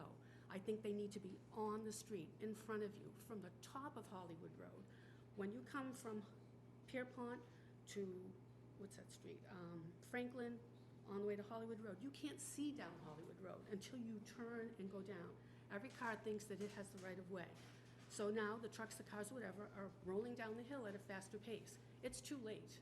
They need to have the sign up there at the hill, and it should be on the road, where you can see it, where you cannot miss it, in bright white paint. Pedestrian lines to stop, to go slow. I just don't think the peripheral signs are the way to go. I understand the concern with safety for kids. We have grandchildren. I take them out, and I'm with them when I'm going down Dennett Road on their bikes or helmets, with helmets, knee pads, and elbow pads. And I just want to also say, every child should be wearing a helmet. Thank you. Thank you. You've already gone, sir. Anyone else? Okay, I'm gonna, we've heard from you. I just want to acknowledge this neighbor very quickly. What? Because I know that you were the neighbor that they put shoe signs in front of your house. All right, we're gonna, That was not how the petition was intended. I cannot justify somebody's knucklehead actions, all right, but it should not have happened. We requested sensitivity to the aesthetics. sir, we're gonna move on. I apologize, it was not how it was intended. All right. I know that it was awful. We're gonna move on. All right, no one else here? All right, we're gonna close public comment, and I'll open up to the board for discussion in a moment. You might all be wondering why we're spending this time talking about these signs. I've got one in front of my house, when you come up Johnson Road. So what's happened over the last, several months is that our staff routinely has been, receive, requests for these signs, and also then receives opposition to these signs. So it's kind of, we wanted to bring it to a head, and, have a public hearing, notice the entire neighborhood to come out. I know it's summer and some people maybe couldn't be here. We did get some written responses, but we wanted to bring it to a head, because there wasn't a public hearing the last time, because there still is a desire from some members of the neighborhood to have it. And also there's a strong desire from some other members of the neighborhood not to have it. So, I hate to put you all in that position, but our staff is kind of, for several months now, been inundated with these type of requests, and we, as the governing body, we need to make a decision on this and move on. So that's why we wanted to give everyone an opportunity to come in tonight. You can see, I think Matt, did a little bit more research, with the traffic study recently, but basically, that's kind of where we're at. So Matt, how many signs are we exactly talking about putting here? And I know we have Bob from DPW here. We're lucky to have him here tonight on something else, but he happens to be here, so, he gets dragged into this too. But, how many signs are we talking about here? And, maybe, poles in front of, on people's property or things like that wasn't the best way to do it before, but there's strategic locations we could put these signs, or? So again, I wasn't here for the actual installation. Some folks are saying 4 signs were installed. Typically, I would install 2 signs, one on each, before each corner. I mean, there are a couple of bends there, and certainly, there's some consideration to quote-unquote aesthetics, but signs do have to go where they have to go. We certainly try not to put a sign right in front of the front of someone's house, but I also don't think it would be fair to approve signs, then have us put the signs in at the appropriate locations, and then hear back that the person didn't want the sign in front of their house. So, I think we're all a little bit of a conundrum here. Okay. So a question for Beth. Beth, what would Erica from Tools say about the efficacy of these signs? Because if they're not effective, then why would we do it? As Matt said, they are not regulatory signs, they're warning signs. I think, So do they, but are they effective as warning signs? well, I'm not a traffic engineer, and Oh, I I know don't you're have not, the but you stu- play I one don't on have the TV, so studies can you just to- give us an answer, please, I for don't God's have sakes? the study to, Well, let me ask you, John, do you look at those signs when you No, go I out? don't, Does it no, make you my feel my better? foot's to the bed all the time, no. But I think It- people do become a little desensitized over time to the point. the number of signs. Not to say that it wouldn't help people recognize that it's, a neighborhood where maybe there's some blind corners, that type of thing, but So then. you're driving down that street every day, that's probably something you already recognize. Right, so at least in the last year, I have heard that narrow streets are better for slowing traffic down. So we have a street where there's not a lot of traffic to begin with. There's not a destination, maybe Dennett Park, I'm not familiar with Dennett Park. But if it's narrow, and I understand believe me, that's the thing that freaks me out is kids run out between cars and getting hit, so I'm totally down there with you. I just don't know that a sign is going to change behavior. I'm just looking for, is there a better way to it? Because in the end, you don't care if it's a sign or something else, right? Yeah, I mean, to Matt's point, with the data that was collected, I don't think speed is an issue, right? I mean, there's lots of streets that if we had an 85th percentile at 23 miles per hour, people would be very happy, right? Our townwide speed limit is 25 miles per hour. The 85th percentile speed is below that. Not to say that there aren't a few people here and there that I'm sure are going, uncomfortably fast for that neighborhood, but the data that we've collected does not show that there's a speed problem. And I would just add, we did, you can break down the data by the hour, and the peak hour was 4 to 5 cars. So that's 1 car every 12 minutes, every 15 minutes, statistically going through during the peak hour. Okay, thank you. Anyone else? Discussion? No, sir, I've closed public comment. I'm sorry. So the way it works, nope. What? Oh, sorry, I just have one question. Yep, so go ahead. So the way it works, sir, is we allow the public comment, then the board gets it, we've taken it all in, we get a chance to now deliberate, okay? So, and discuss it. So, go ahead, Mike, with your question. Thanks, Rich.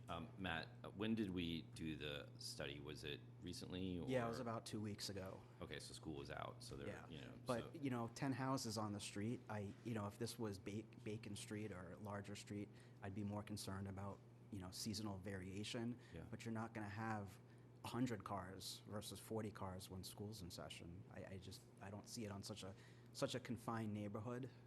I don't see that it would be that highly variable. But I do understand your point. Yeah, I was just curious. So I don't think I have a question, I just think it's, we heard from a few folks talking about, I signed a petition, I wasn't sure what it was about, it wasn't clear, so that's kind of like you, Matt, that's before my time, and that's water under the bridge, right? But when people signing the petition live on Hollywood to want signs on someone else's street, and then the issue's Hollywood, I'm not sure that it needs the signs, given the traffic, the speed and the traffic. But we're not here to try to solve the Hollywood problem of down the hill and around the corner and people come too fast. We're being asked to put signs on Dennett Road where there's 40 cars a day. So maybe there's a better process for a different street with a clearer petition and intention of what the signatures are being collected for. But it doesn't seem, 4 signs on something that size just seems a bit like overkill. So there's no question there, just a comment. I do have a question. So it's 4 additional signs to the one that already exists there? There's 1 sign right now, or is it? It's not clear to me whether that sign was there before or not. It looks like maybe that was installed at the same time and not taken down because it's in front of the park. Okay. So, Is there one coming the other way too, in front of the I think park? that there is. I think the other ones were taken down. Thea? Matt, were all the signs, newly placed on posts? My understanding was that they weren't on existing phone poles or I don't know. They were already down by the time I came in. I know the one that's there is on a pole. All but one were on posts. And I think what we've heard tonight is that there's, in this neighborhood on Dennett and on Hollywood, there are concerns about the sort of blind corners and the access to the park and confusion about some other intersections, but at the same time, there's concerns about aesthetics and the posting, and so it feels kind of in conflict with, if these go back up, the best place is where they Yeah, and I would just add, it might be a minority opinion, but I always recommend that signs be placed on posts because I don't believe the town owns the poles, so we're placing signs on someone else's property.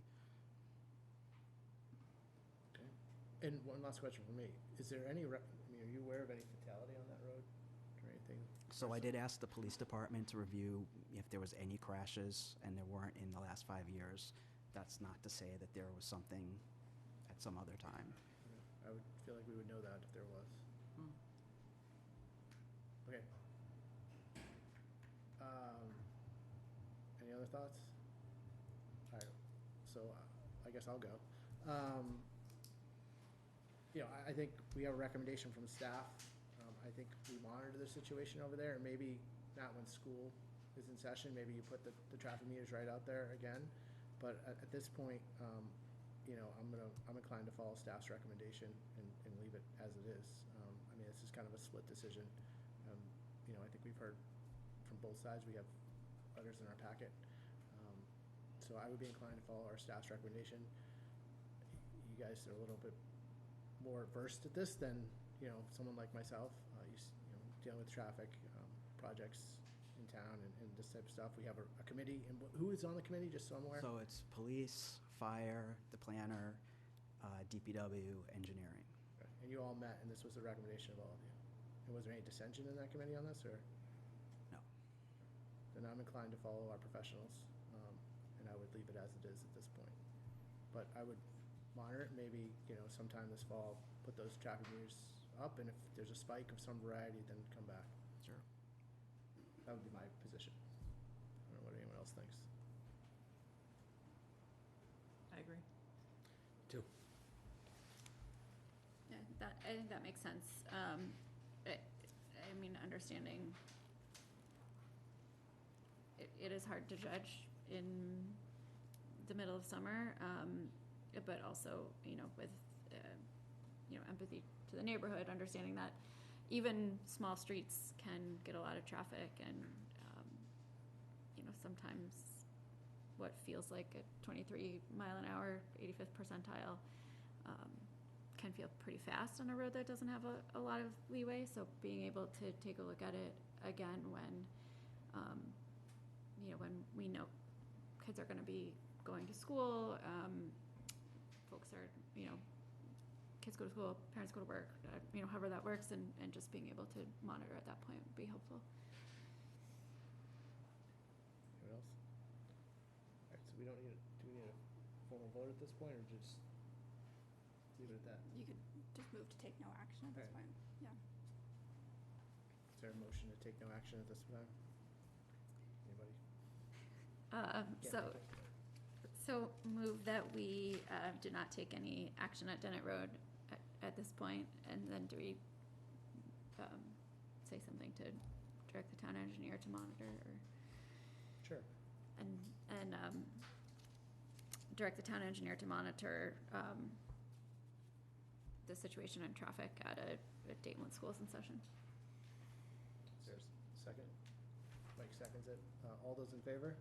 Aye. Anyone opposed? Hearing none, that passes. All right, thank you everyone for coming for that. That will close this portion of the meeting. Beth, we're gonna go back up to your report. We have no donations tonight, right, Glenn?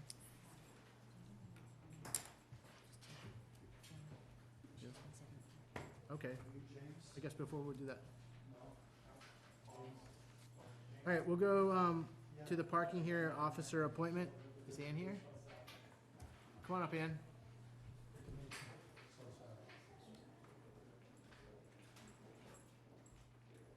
Ann, sorry to keep you waiting.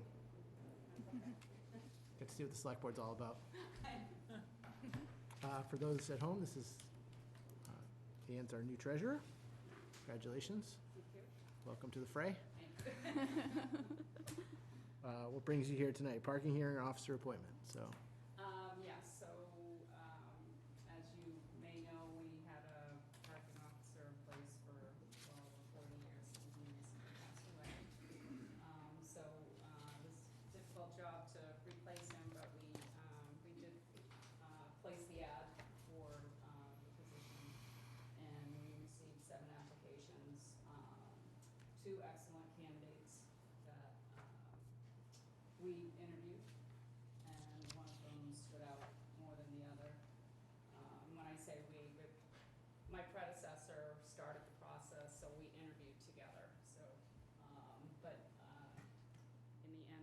decided on one gentleman. Is it okay to say his name? Sure. Okay. Louis Tourname. He comes from the state police. He had excellent qualifications, and I feel he'd be a great fit for the department. And he works in your office pretty closely with your Yes, staff and yeah, it's a 15-hour-a-week position. Any questions for Ann? What's his position on tickets for select board members? Does, I mean, You know, does he we need our need to have an license plate? understanding. Thought you walked everywhere. Okay. Anyone else have any questions? All right. Silly or otherwise? No. Well, I think Sheila and Ann for engaging in this process and interviewing the candidates and finding someone that they feel is a good fit for their office and who will work well with the town. So if there's no other discussion, I think we could consider this appointment. So this is a select board appointment, not a town manager appointment. That's why it's before us. There's some hope in those Not things. just to add to the fun today, but just for, so. All right, so is there a motion? I move that we appoint Louis Tourname to the parking hearing officer position and waive the customary 15-day appointment period. All those in favor? Aye. Anyone opposed? Hearing none, it passes. Great. Thank you, Ann, for coming. Thank you for waiting. Thank you. Thanks for Can we waiting. take Ashley now? Sorry, Beth, we're gonna wait That's fine. on you for a second and bring up Ashley, and we're gonna talk about the Cable Advisory Committee update, which I happen to be the representative from the select board to this committee, so I've met Ashley and attended some Zoom meetings. So thank you, Ashley, for all your work for the town. You're a big addition. Thank you. He takes his job very seriously and does great work for the town, so. So I previously described the Cable Advisory Committee as the cicada of town committees, that we have 3 years of intense activity and then fall to the forest floor for 7 years. It looked like that was going to... That's why I'm on it. I was in the lull. In 2020, we did a round of renewals, Comcast for 10 years, Verizon for 5, and I thought that Verizon was not going to renew and we were going to be down to a single cable provider. We found that they had started renewing their 5-year licenses. Why they couldn't have asked for 10 originally, I don't know, but because it's a pain to go through the process, but at least we are going to have, I think, 2 cable providers. Looking at the state of cable, David Gauthier has asked me not to use the term cable cutting, since the cable remains intact and just streaming services go over it rather than cable TV services. But the number of subscribers is drastically declining. The Association of Local Access Stations has a bill, S34, attempting to get revenues from streaming services. And in fact, Hiawatha Bray wrote about that in the Globe today. I don't know if you saw it, advocating for it. Obviously, the cable licenses support WinCam. So how's WinCam doing? Well, they finished up with a slight budget surplus this last year. They have signed renewal on the Swanton Street studio for 3 years. I think David and the board of WinCam are not as sanguine as to what will happen afterwards, and I think they really want to see S34 go through. As I said, Verizon is renewing. That leads to several things. First of all, we need to update the committee. I don't know whether you're going to stay sitting on the committee, now you're chair. If you want to hand it off to other members of the select board, I want to say there is a good tradition of cable representatives ascending to the chair. So bear that in mind if Rich starts crawling around, okay? And I don't know whether the school committee will reappoint too. It does mean that we need to reappoint council. We always have special counsel, and I believe late this afternoon, Beth may have got a proposed engagement letter from Bill Solomon, who took over for the last cycle of renewal since Bill August our longtime cable council was getting out of the business. We are trying to do it without an ascertainment meeting. Bill tells me that Verizon's legal staff, New York legal staff, has been pared back. It's getting harder to get things done. Our license doesn't expire till 2025. We're going to send them something fairly soon. They may not get to it for 6 or 9 months, but that is about where we are. I just wanted to give the select board an update that we are probably going to stay with 2 cable providers for a while yet, which I think is a positive. Absolutely. Do we have appointments to the committee? Patty, we have appointments, right? It's open, but no one has. Yeah, I got 3 open. My last action was to ask the select board to reduce the size of the committee because I had such trouble getting to quorum. Yeah. So we've done that, but there are 3 open positions currently. Okay. Well, as we get closer to needing, the workload to increase, we can certainly try to fill that position in the next 6 or 9 months. I just keep reposting. Okay, good to know. Any questions? Well, thank you. It's a great update. Sure was. Thank you for your service. Pleasure. Thank you, Appreciate it. Ashley. Have a good night. Thank you.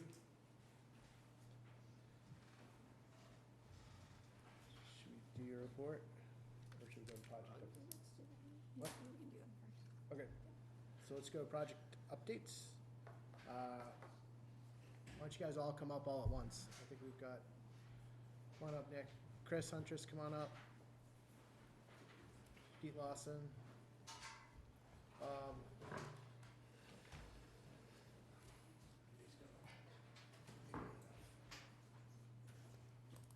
So as I mentioned the last time we met, the idea was we were inviting in all of our our stakeholders to kind of present what projects have kind of been floating out there of the capital nature. Whether it's been, on an ARPA list or, something that staff has identified as a potential, like some of these project needs in the town. Recreation has identified several projects that they'd like to see happen. So, we thought we'd invite, as we did last meeting, invite in those stakeholders. We'll do the same thing next meeting when we invite in the chairs of capital to discuss what they've been doing at their committee. Kind of hear from everyone, give everyone a chance to ask questions, and then kind of, put it on the list that when we start to discuss how to use ARPA money or, whether we go to town meeting or how we fund these things, or what priorities they are, we've had a chance to have, engage people early on in the process and get everyone thinking. And so when you see it on a list, you kind of know what the project is and you've heard about it and had the chance to ask questions. So with that, who would like to begin tonight? Let's, do you want to start with Chris? Sure. Why don't we do Pete first? Okay. Kind of big picture playground, and then Chris can jump into the Leonard Field and Ginfield stuff. All right. Okay, That sounds good. Good evening, everybody. Thanks for having me here.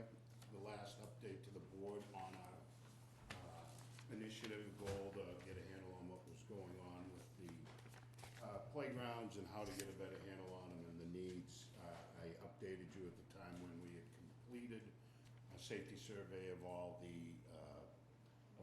of the town playgrounds, school and municipal, and the DPW had taken action on the highest priorities by closing off equipment or removing hazardous equipment. Since that time, DPW has performed work on a couple of the structures, allowing them to reopen. In addition, we purchased and installed playground mulch in some of the higher need areas and are going to be continuing adding more over the next couple of weeks to boost the depths. We actually have a mountain of it behind Ambrose School that we're working off of and intend to bring up levels all over the playgrounds. Hey, Pete, in your expert opinion, what is the life cycle of playground equipment? Is it 10 years? So, I know different parts can break, but essentially... Yeah, it's usage and things like that. I would say that at 20 years, you should be starting to investigate whether you need to replace the whole system or not. There might be times when it looks like, you could repair and get a few more years out of it. That's what we're looking at Ambrose right now. I think we've got a pretty good life extension there. The playground over at Lynch School was put in 06. This is the tot lot.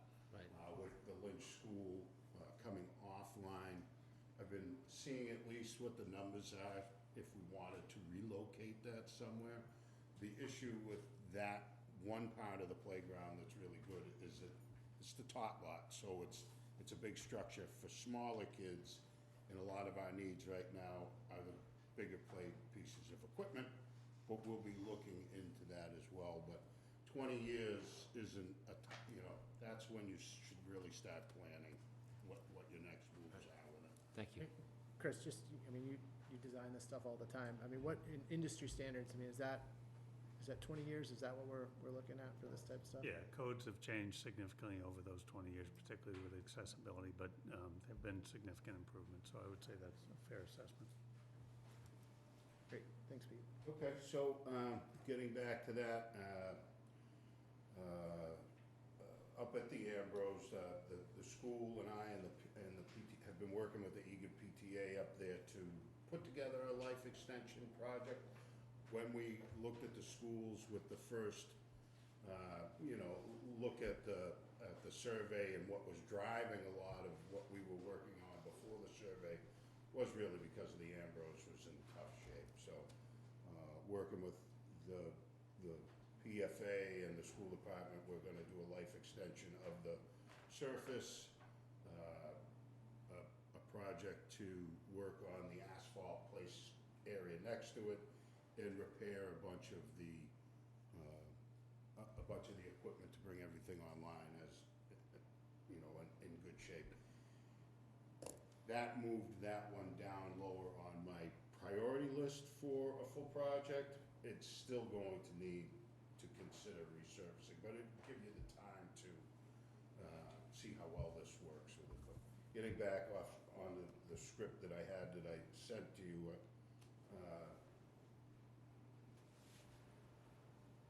sorry, and I'm waiting for a cost proposal for the installation of new double slide at Lincoln, and along with the tubed slide there, and we're going to be doing some sort of a project, working with them to remove the rubber for now and potentially do the whole place with chips, while we have in plan a rubber surface request to capital.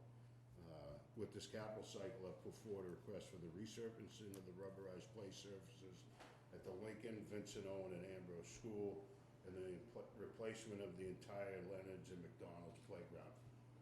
We've used a number similar to the number, or exactly the same as the number that's been worked out for Leonard's, because we feel that it's going to be that larger scope. The McDonald Field playground is over 20 years old. It's situated so that there is a lot of potential fall hazard that you really can't work out in that space. So we're working, trying to open some of those things up, but that one definitely would be, after Leonard's, it would be number 2 on the full replacement for us. Pete, can I just stop you and ask, what playgrounds have you identified in town that are, at 20 years or approaching the 20-year mark? I looked at them more from, what the physical condition of them was. Okay. The other 2 main playgrounds we have are Mullen Field, that's in a really good shape. The Ginn Field is in really good shape. We had to remove a couple of play structures from those. I didn't put any submission in for across the town. I think we removed 3 broken play structures or the support that was there from them. I don't have a plan right now to replace those pieces that are gone. If you go there now, you wouldn't notice that they'd been there. And working with Nick, those pieces of independent play equipment, this wasn't stuff attached to the structure. They can run anywhere from $7,000 to $20,000 easy, each unit, depending on the complexity and the, what your size is for them so other than those pieces that we pulled out, the other 2 municipal playgrounds are in pretty good shape, so the 2 that we really looked at were Leonard and McDonald for replacement. So it's a question for Chris. Chris, when do you use a rubberized, like Lincoln's really confined? Sorry, I get that. As areas get bigger, do you use chips versus a rubberized surface? And is it, do we have issues with some of these surfaces?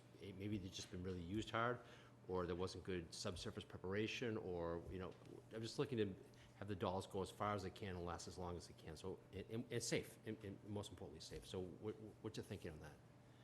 Well, with regard to wood chips versus rubberized surface, Mass AAB really isn't allowing the wood chip surface anymore. It's got to be a stable. You can do a stabilized wood chip, which means you could put a matted surface down on it.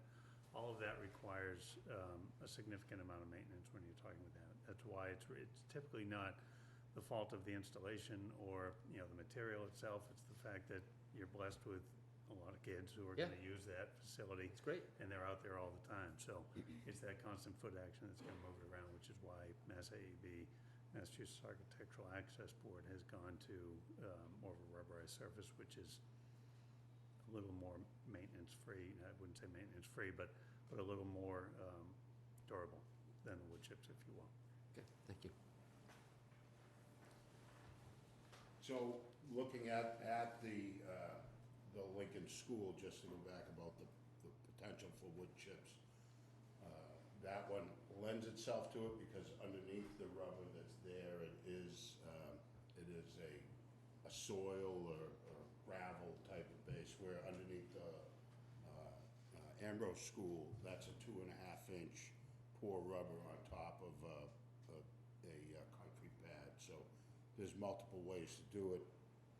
When we do the wood chips, if that works out, what we're looking at for Lincoln, it is hopefully a short term while we restore rubber, put back in something there. And to meet the ADA requirements, we'll be looking at the mats and in some of the high kick areas, some rubber pads to go in, assuming that we can get that through operation and we're not looking for any kind of appropriation for that. What we're looking at. Sorry, Pete, when you were here last time, you had a giant spreadsheet. Yes. With all the different things needed here. Is there some catalog of that spreadsheet of what you've done, what doesn't need to be done, or something, some report that's like, Yeah, I use that to check things off as we've done. Okay. I mean, we haven't checked a lot off yet, but we've checked off those high priority ones, and we're working through like a general condition and then hoping to start picking away. Some of it's just like labeling here and things like that. But we're working through it, but we're working on the high level stuff, which is a little harder and more costly to get through. Okay.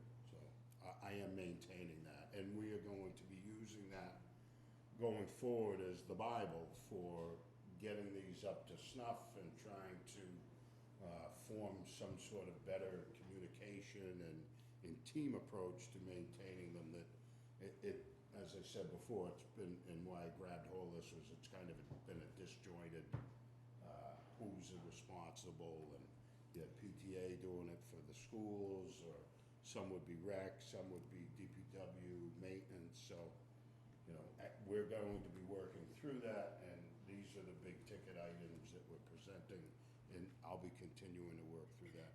Some is tough because a lot of the playground people are already booked up. We're busy with our stuff, but we're hoping to have a lot more of it ticked off before school opens, especially in the school area. So I will come back to the select board with more updates or at least send through the town manager what we have to date whenever you would like it. Great, thank you. Pete, can I ask a question on the 3 play surfaces? Are those all the same priority, or are some of those better or worse than others? So in the order that I have them, there is my ranking for them. Okay. And so the Lincoln Place surface, like I said, we want to do, if we can, this temporary measure, dig it out, put the right amount of surface, and put some of the ADA pads to the specific places, play structures. Then the Leonard Field and McDonald Fields are in the order of priority as we see in Leonard and McDonald. So I'm just surprised the VO one is so high, given the school is not that old. Yeah, so I think, opened in 2013, so it's approximately, Yeah. 10 years old now.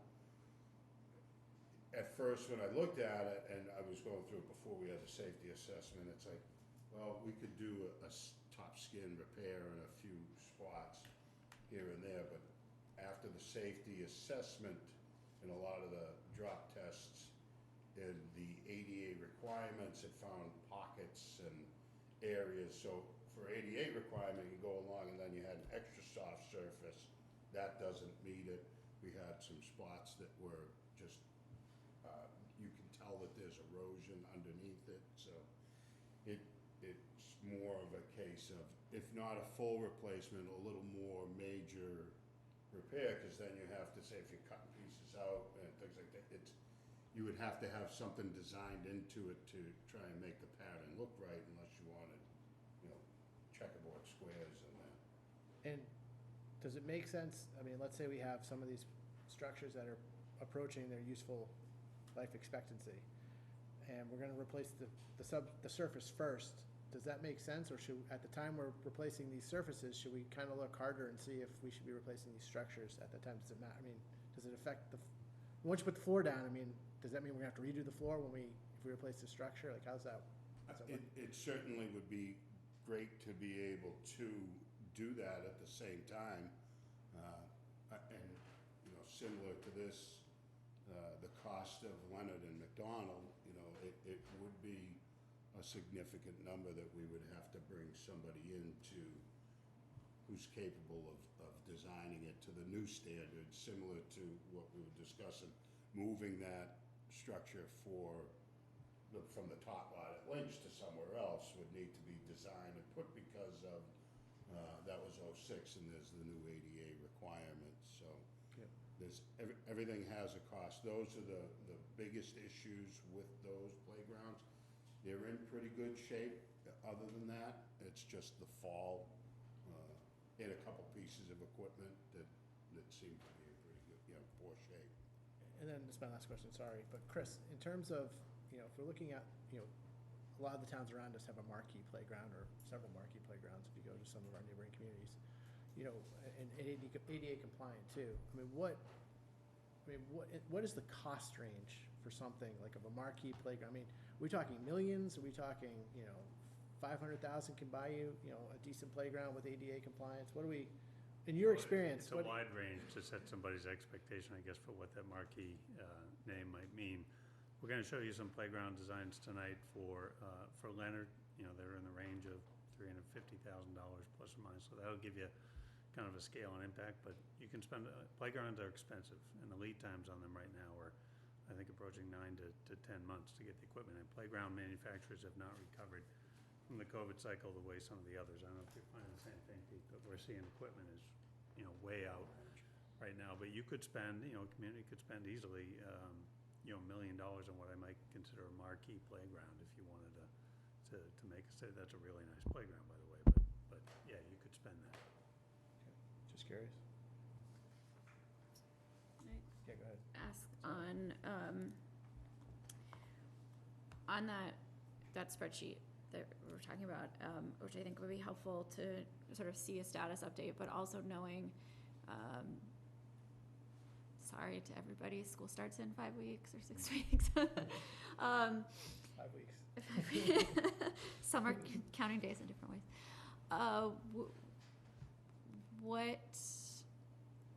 What would you communicate to parents on this who are, we had someone earlier in our public comment who was commenting on the playgrounds and thinking, and I have the smallest kids of the members of this board, hearing that there are in good shape, but there's areas where there's that drop hazard, the fall risk still existing, knowing that there's wood chips back at Morocco, but that, it's that Jacob's Ladder is now opened up. Like, what's the sort of appropriate way right now that we can communicate to families about the status of the playground so that they're not coming back to school in September and concerned that they're putting their kids out for recess for half an hour or to after school for the afternoon, that someone's gonna fall. Like, where's the status on fixing those bigger areas that? So outside of the play surfaces that we talked about, the biggest approach, best approach, and the recommendations are that this playground mulch has to be to the specific levels. That's what we're working on now. The 3 rubberized surfaces are the Ambrose, which we are going to be working on with the PFA up there, and that should have a new top-coated rubber surface.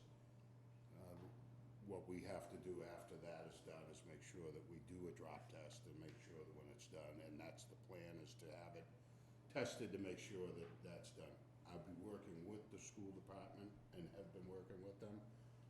The best way to communicate what's done is I can work with them and urge them to put something out to the parents about what we've done for improvements to them, and actually open up to them to give feedback on what they think needs to be done. Best thing going forward too is for us to actually have a handle on a plan to keep them, improve them, and then going forward have a capital plan for them. And then where we have wood chips, is there sort of a systematic way that depth is gonna be monitored over the course of the school year? Because as soon as you get kids on swings, right, those wood chips are somewhere totally different. So what we'll do is we'll have a protocol set up for the schools to add that into our work order system, that if they're getting low, I certainly will be making sure that the custodians, if they have the ability, that they have the proper equipment to move them back in place. We hope to be able to but add more of the rubber blocks in places of the high kick area where they dig out. So we haven't ordered any of those yet, but the first step is to get all of that in and have a plan to maintain the level in there. I think over the years, it's been more of a case of top dressing, like you're mulching your yard, than putting it into for the fall surface. So like I said, I've educated myself a lot on this, and I want to take it on as something that I'll be working with the group that we've put together. Mike Wise from the DPW, Nick Gajolfi, Rec Department, myself, and Andrew Marin from the school department. We're working as a team to do that. So proof will be in the pudding on what I provide. It's something that we'll be working on. Thank you. Appreciate that there visibly been, things done to these playgrounds within the short time that it came out. So hopefully we can keep plugging away and do some more. Other questions on playgrounds at this point, or want to move on to Leonard? Just one comment, Rich. I think we'll see more use with certain playgrounds with the site-based after-school programs as well, right? So we've got kids that are there longer, they're playing outside more. And with that, those organizations that are running those programs, I think the district contracts those out. There is a payment that goes to the district for capital improvements and other things. I'm not really sure how much it is or where it goes, but it may be something that we see as a way to kind of fund some of these big numbers in the short term, and set aside maybe some of that, a percentage of that, for like ongoing maintenance, because that's if we're looking at some of this more expensive and products, it probably we're going to have to keep an eye on it as well once we invest in it. So that would be my only suggestion for us too, looking for financial partnership. The parent associations, they they fundraise, but it's really different between each schools, how much they can do, and so Yep. you don't necessarily want to just put that on the backs of parents individually, especially when it's a safety concern. But I think there may be some small additional revenue there that could help move some of this forward. That is where, excuse me, Mr. Chair, that is where we've gotten the money for the majority of the mulch at this time is through the fund that rental money goes Okay. into. So the school department's been very good about partnering with us. Oh, good. In the upkeep. So I work with Andrew Marin pretty closely, so they're committed to it as well. Yeah, great. Beth, it might be just helpful for us just to understand that account and, Sure. you know, what's in it, what goes in it, that type of stuff, just to see. You know, it's great that Yeah. they're partnering, that's fantastic. It's just a source of maintenance costs, it's good to know. Anyone else on playgrounds at this point before we go to Leonard? Nick, did you want to add anything on the playground stuff? or- The only thing that we didn't talk about is that there is, playgrounds at the Mystic School, and, those came back as pretty decent shape. We are working on funding some things for the rec department. Fortunately, we're recipient of the C3 childcare grants, and that, since that's our childcare location, we're able to use some of those funds to implement into those playgrounds. We bought swing mats, we mulched the entire tot lot that was really low, and then just took care of that. So we're trying to take some of the burden off of Pete and the school department by handling the stuff at Mystic School, and we're looking into getting new swings there. But for the most part, that playground is in good shape, so it's the only additional thing in terms of playgrounds. And we're working on this as a team effort, and hopefully we'll have some more recommendations as we dig deeper into it. Okay. Thanks. Chris, I'll turn it over to you for presentation on Leonard. Sure. Thank you very much. For those that may not know me, my name's Chris Huntress. We're landscape architects with Huntress Associates and Huntress Sports. We've been fortunate enough to work with the town of Winchester on multiple projects, including Cha-Cha Field now, and the turf and the track, and Mystic, we did the sports court more recently. So what we're going to show you tonight is an overview of a master plan for Leonard Playground, and then we'll talk a little bit about Ginn Field and some pickleball improvements that were looked at over there. So let me just see if this drives the way I'd like it to. So when we started the scope of work over at Leonard Playground, it included replacing the playground itself and upgrades to the basketball court area. And, both are fairly dated and I would say past their useful life. It also considered conceptual design of the old pump house as a future bathroom facility, so we took a look at that. This is a few photos of the inside and outside of the bathhouse. I would say, though, the pump house, I would say it has served its useful life for you, and it would be, probably an attractive nuisance at this point. But there are some storage that happens on the interior. The good thing about it is its location is correct and the utilities are there. So there's some value to having, that old structure there, although that would have to be removed in its entirety. And then the master plan grew from there to include things like, how do we reconcile some of the walkways as we reshape some of these spaces around them? And then there was a request to look at pickleball as well. So this is an overview or a master plan, if you will, and if you follow my cursor, where my hand is here, this is the existing playground, which would be expanded and reconfigured a little bit to go over the existing walkway and kind of push a little bit closer towards the bathhouse, which is located just west of that right here. This is the location of the original bathhouse. It is the location of the proposed structure, which would, and I've got some images of it as well, but it would include bathrooms and a overhead canopy or shade structure for inclement weather. The basketball court would stay in its present location and get reconfigured. That asphalt would be pulverized. The goalposts would be taken down and rebuilt as well. And then there was a look at the two existing tennis courts, rebuilding those in place and potentially expanding just to the east of that to include 4 pickleball courts and a walkway. So that's the overall scope of kind of what we looked at here. It grew as we kind of. Do you lose the soccer field when you put pickleball courts in there? No, we actually are able to save the soccer field by shifting everything over. I think we sent a sketch on how that would work, but It tightens up some of the fields down there, but still enough overlap to get the same number of fields in. So this is a quick rendering of what a new playground or tot lot might look like. There is equipment within this that satisfies range ages from 2 to 5 and then 5 to 12 as well. It does expand the footprint a little bit in that the old walkway came kind of right along the basketball court here and came through this location and then tied down the hill here. So we've expanded it and pushed that walkway a little bit closer to the tennis courts to give it the room to accommodate enough equipment to handle both those age ranges with enough fall space and play space around to make it safe.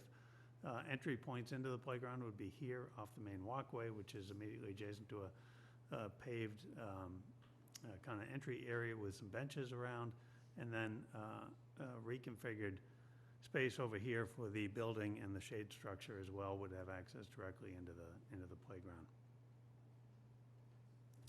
Some details, I won't take you through this too much, but we looked at some details as to how, as we developed some cost estimates for you, so we wanted to take these far enough along that we understood how we were reconstructing these to make sure that our costs were accurate, but there would be new fencing around the tennis courts, pickleball courts, basketball courts, and the like, new goalposts, new tennis nets and center straps and everything. So this would be a full reconstruction. These happen to be some of the basketball court details.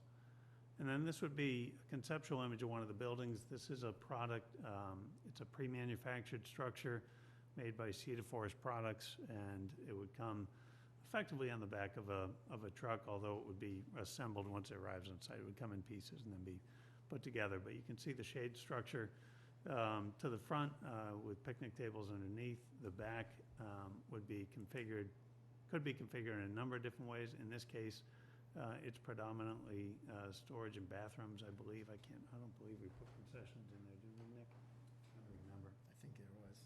Was there concessions in there? So the concession window would be facing those tables and seats as it sits in there, and bathrooms would be to the left and right. Again, taking advantage of some of the utilities and things that are already there, but that entire pump house building would have to come out. The concrete foundations would have to come out. Everything has to come out of the ground. These are just some images of the interior and what that, under roof space might look like for events and, inclement weather or even sun and heat like we've had the last couple days. So then we get to the question of cost. As we go down through each of these, we consider things like general conditions and earthwork and site prep, make sure that we carried appropriate numbers for those, and then tried to break them down into reasonable elements, assuming that you may or may not choose to build this all at one time. But we've got, prices for gateway entries and walkways, playground improvements. That playground improvements, Mr. Chair, at $325,000 represents most of the playground structures, the surfacing, but a lot of the site prep and general conditions, other things are carried in some of those other line items. So this number of 325 represented there would probably grow to, if you took some of those elements out of general conditions or the things that would be associated with the playground, might grow that number to 350 to 375, somewhere in that range for the playground that we showed you. Basketball court improvements would again assume a pulverization and a new application of asphalt, new goalpost. Pickleball courts, tennis court improvements, and then the bathroom activity center. All coming down through, we included design and engineering and then construction contingencies for a total cost of $1.625 million. I will stop there as it's a big number and a lot of work, and before we go on to Ginn Field. Are the pickleball courts and tennis courts, are those asphalt? Everything asphalt? Those would be asphalt, correct. One of the things we've done more recently, over the course of the last year and a half, we've been applying a fiberglass membrane to the top of the asphalt, which significantly reduces cracking in those courts over time and makes them more playable. So it's a small cost. I'd say it's about $5,000 or $6,000 to do that fiberglass treatment over something like your new tennis courts, as opposed to going in the opposite direction, which might be post-tension concrete, which would more than double the price of those tennis courts. We can always come back to these as well. So I will stop there and move on to Ginn unless there are other questions.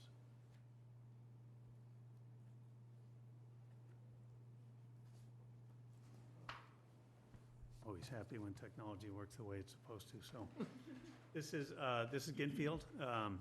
You may not recognize it right now because there are pickleball courts here, but this is a rendering of what Ginfield could look like when we replace the existing basketball court with 3 pickleball courts. And I'll take you through some of the plans, but this is an easy image to speak to. The existing basketball court comes to about the back end of the pickleball courts here. So we've expanded about 10 feet in this direction to make that court sized appropriately for pickleball. The limits kind of end to end that you see here, from here to here, is the roughly within 5 feet, the same dimension as the basketball court now. So really this improvement would really be wider, but not necessarily significantly longer than the existing basketball courts. We did reconfigure the walkways a bit. Really, you want to try and come into the corners in 2 locations. So we came in over here in pickleball and then over on this corner here, so that we're not interrupting play throughout by, say, coming into the middle when we don't have to. So we did take out a walkway that presently kind of wraps in right about here, that comes over to the basketball court in its present condition, but the rest of it stays reasonably the same. Grades stay the same and the like. There are some implications with regard to permitting. Although you're outside the 100-foot buffer zone to wetland resource areas, you are within the 200-foot riverfront area to the adjacent stream and river body. That would require permitting through the Conservation Commission. The 200-foot riverfront area falls right about here and encumbers, I would say, most of, but not all of the court. We would be improving this court when we get to the plan. Do you need any permission from the railroad being within that buffer zone? No, I don't believe you do. You've got really an existing condition here that is the existing basketball court. The pavement change is probably plus or minus 500, 600 square feet of asphalt. We're not taking down trees or other conditions that the MBTA would want to look at. So the only thing I would add, it's in the 100-year floodplain, so that would have to go through Concom as well. And it's also, the town has a 100-year care and control agreement. The field's actually owned by DCR, so we would need a permit from DCR to do the work there as well. We already have that 100-year care. Probably closer to 100 than to 1. All good points. So some of the things we'd have to do, because we expanded asphalt in this area, although even by a little bit, we'd want to improve your drainage around the edges. We would look to encourage infiltration where we could and not increase the runoff. So we'd be setting area drains around the edges, capturing that stormwater and putting it into leaching basins so that it got into the ground as quickly as it could. Okay, so Chris, you've been to both locations, right? In person? Yes, I have. And to London. And you know proximity to the neighbors. I do. Which site do you feel is more appropriate for pickleball from a noise standpoint? Well, this one's probably a little better because I think the neighbors are a little bit more removed, if I'm remembering exactly where everybody is here. Leonard, although a big site, is probably a little bit closer to some of the houses that are just south of those pickleball tennis courts over there. Chris, in terms of being a left-handed batter who's played on that softball field, I mean, is there anything we can do about foul balls or anything like that in that area? You can. You could put a netting system. straighter. Michael attested. I just hit him over the fence typically, but Practice, once in a while I do foul some off. But I just don't want someone to get beamed to the back of the head. So Yeah, we could consider a netting system, but I will tell you as often as we do netting systems, and I know you guys know this from your own fields, we're not going to catch every ball. Right. So some are going to go over. So the condition really wouldn't change dramatically from how your basketball court is impacted by softball now. Just be a different use over there.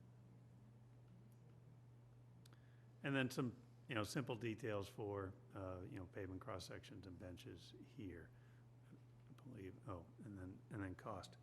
And I apologize. This one's a little bit harder to see. Not sure if I can zoom in on that or not. I don't see a way to do that.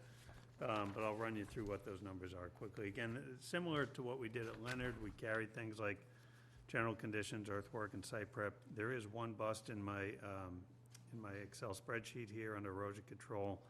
The number 3,500 became 10,000. It went over into the other column. It should have carried over as 3,500, so that the overall number 254 would actually go down by about $6,500 when we're done. But we break out things like entryways, walkways, and we do calculations of the square foot of asphalt that we're impacting. Your pickleball courts at 128,000 for 3 is very close, not exactly on, a little bit more than, say, the cost per pickleball court over on Leonard. That's because Leonard's a bigger project and you've got 4 courts there, so that the overall unit price per se goes down over at Leonard. But, it's in that, roughly in that $40,000 to $42,000 range. And then miscellaneous site construction for benches, we always put in some kind of a planting allowance, and landscape allowance for that. And then again, design engineering and a construction contingency brings you to a total overall budget of $254,000. I will tell you that as we developed this cost estimate, I went back and looked at a set of 4 pickleball courts that we did for the town of Sharon just last year, which was again publicly bid, 39M. That project came in construction-wise, the bid at about $195,000 for 4 courts. Put the soft costs on top of that and escalate it by 1 year, and I feel pretty comfortable with this number that you're gonna be right in that range. So with that, I'll stop there, and happy to answer any other questions that folks might have. Questions? So, in terms of Leonard and kind of towards Rich's question of like, what's that playground cost? What, like on a scale Back of, to Leonard. how am I asking this? Leonard has been so decrepit for so long, as I'm sure you've seen, but also in those pictures, as you see from like the sign that's up there and now the bridge is there. Are we replacing it with sort of similar size, similar scope? Are we going to the next level? Like, sort of Talking about the playground the or playground, all of the like equipment? structures? Like, what is that? I would consider that playground structure to be a significant improvement over what you have there now. No, but not just in that it's nicer, but it's bigger, it accommodates a broader range of ages.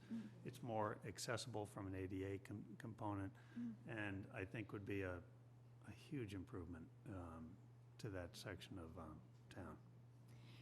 And so, knowing the use there, it's getting, as you said, it has like the 2 to 5 and the 5 to 12.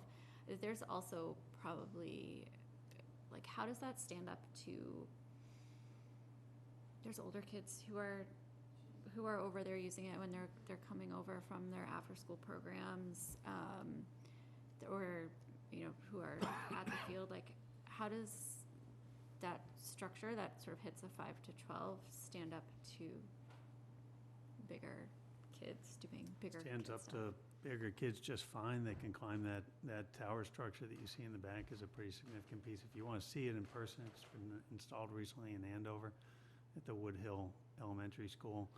Having said that, any kid walks into a playground with a baseball bat, he can do significant damage in short order, and we've seen it happen. So, but if they're just using it and playing on it, they're not gonna hurt it. You and I could go on it. We're not gonna hurt it. We might not fare so well, but the equipment would do just fine. And then I know this is a funky site, right? You have like, everything is pretty limited in what it can have. You have fields on one side, you have the bathhouse, you have the hill. Is there any like creativity or flexibility or ways to like stretch the playable space in a way to make use of the weird location or terrain, or just kind of think of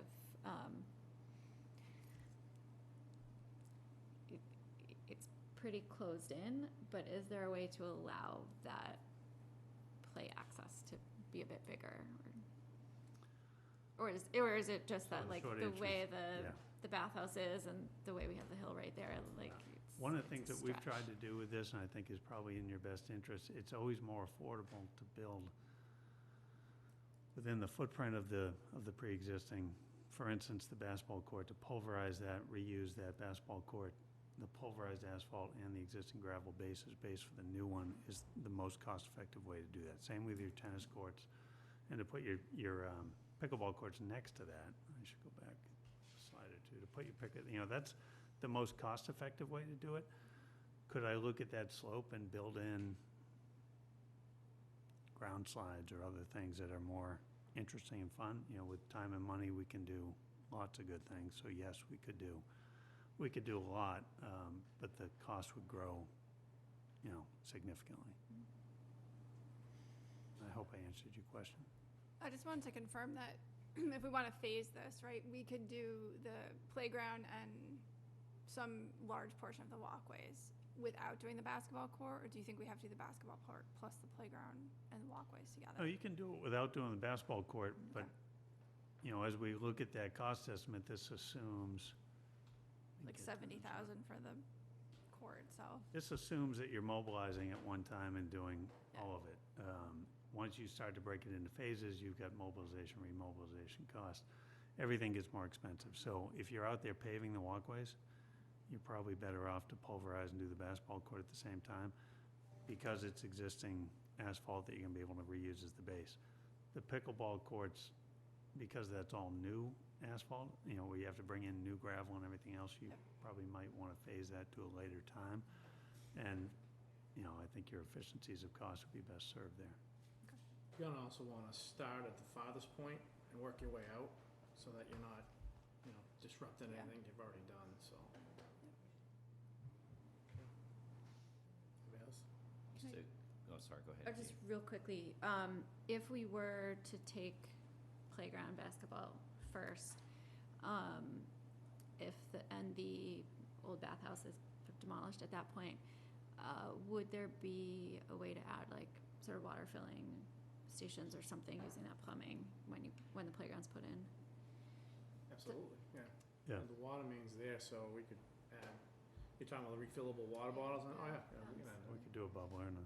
If we can't do the full structure, is there any way to just like retrofit that existing building and No. like put a sunshade up over that concrete area Not at with all. some like picnic tables No. or something now? No, that, I would consider that concrete structure unsafe, and I'd recommend that you remove it. Sorry to give you the bad news. Yeah, no, every time I walk by there, I'm like, We can we do looked at it. something with it? We looked at it hard, and Yeah. Jay wanted to keep it too, but Yeah. it's just not, Yeah. it's not something we can recommend. Okay. Do you have something?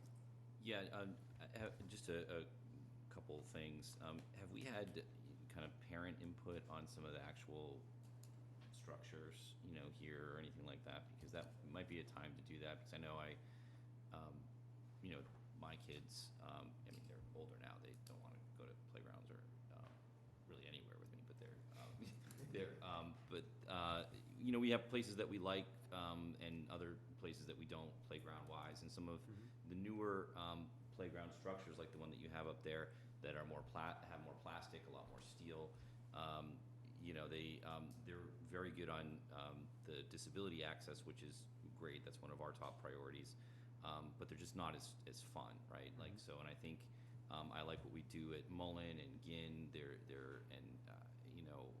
Joey's Park in Belmont. I like that. I know that's a big, expensive project, but it may be time for us to look at some other kind of styles. And I know that probably increases cost, but it's. You talking about some of the kind of themed playgrounds with concrete structures? Yeah, of sometimes sorts, I go to the playgrounds and I just don't even understand what the structure is and what you're supposed to do, and I see kids kind of playing around it, but not really playing with the intended structure itself, right? So, and even I think I saw one there. It's hard to see, like a little bridge or something, there, and once you go over that bridge a couple times, I don't know what else you're doing with it, So, so some of the plastic That's and legit. steel ones. Totally is. I just want to make sure that we're kid focused as far as Come back, right? You don't get bored and go like, well, this place stinks, right? Yeah. and focused on just encouraging imagination, as well with the kids, not just something physically to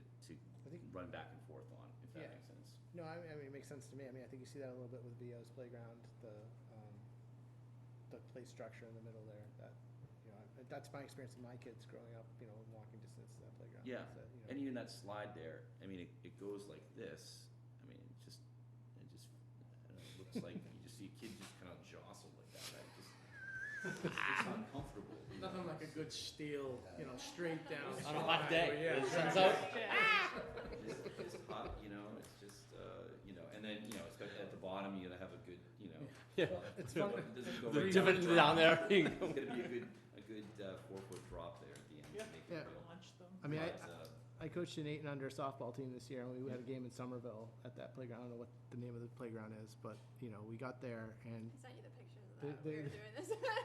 the kids could have cared less about the game. They hurried up to play the game so they could all just go play on the playground, and, they were all like, we need this in Winchester, we need this in Winchester. So, I mean, to Mike's point, I think it is valid, it's easy for us to sit here and say, oh, that looks great, it's an improvement, but is it really an improvement? I think getting kids and parents' input would be really important for any, even for Pete's work. So it's important to understand, is we can put together pretty sketches and drawings, but this is a master plan, so this is Yep. really your first step. These aren't construction Right. documents, so input and changes are welcome, and, I'd encourage you to get families and groups involved in Kid taking a look. focus groups?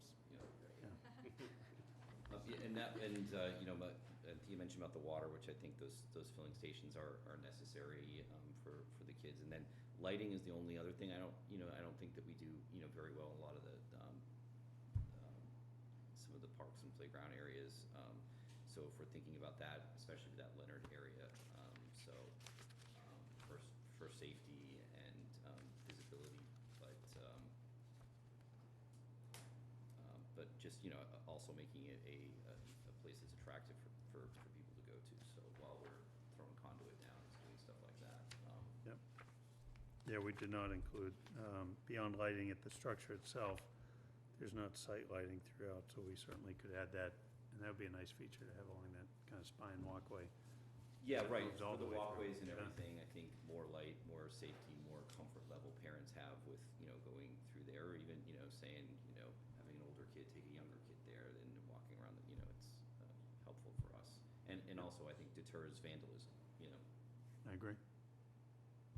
Okay. Anything else on that? Nick, did you, we have Ginfield lights on here. Did you, was a push to replace the lights? Is that? Yeah, so we've been having a lot of issues with the Ginfield lights. It's actually in a capital project right now. But we had a presentation with capital. We have a very early cost estimate of it being about $260,000 to do a complete light rebuild from Musco with Control Link, which we have the same at Knowlton and Cha-Cha Field, where we can remote access and turn on and off the lights. We've been able to carve off $50,000 from Grassfield accounts to go towards that project. There's also $10,000 that's been pledged by the softball group, and a private donation of $1,000 from Paul Manganero's group. So we've been able to muster up about $61,000, so that ask is down to about $199,000 towards capital. So it's on their table right now, but for those of you guys that might know about it, the outfield bank lights continue to pop off, sometimes in the middle of games, sometimes they're off, for an extended period of time, and we've had to cancel a lot of games, and we really rely on GIN. First of all, it's the home of the girls softball group, and also we have a multitude of adult leagues out there as well.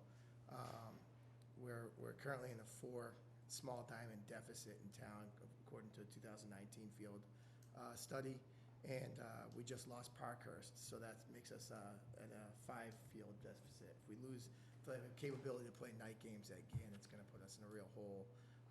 Right around the corner, not to be doom and gloom about fields, but the Lynch project, we're going to be able to have very limited access to those fields, and starting this spring we might have 0 access. We're still working on that.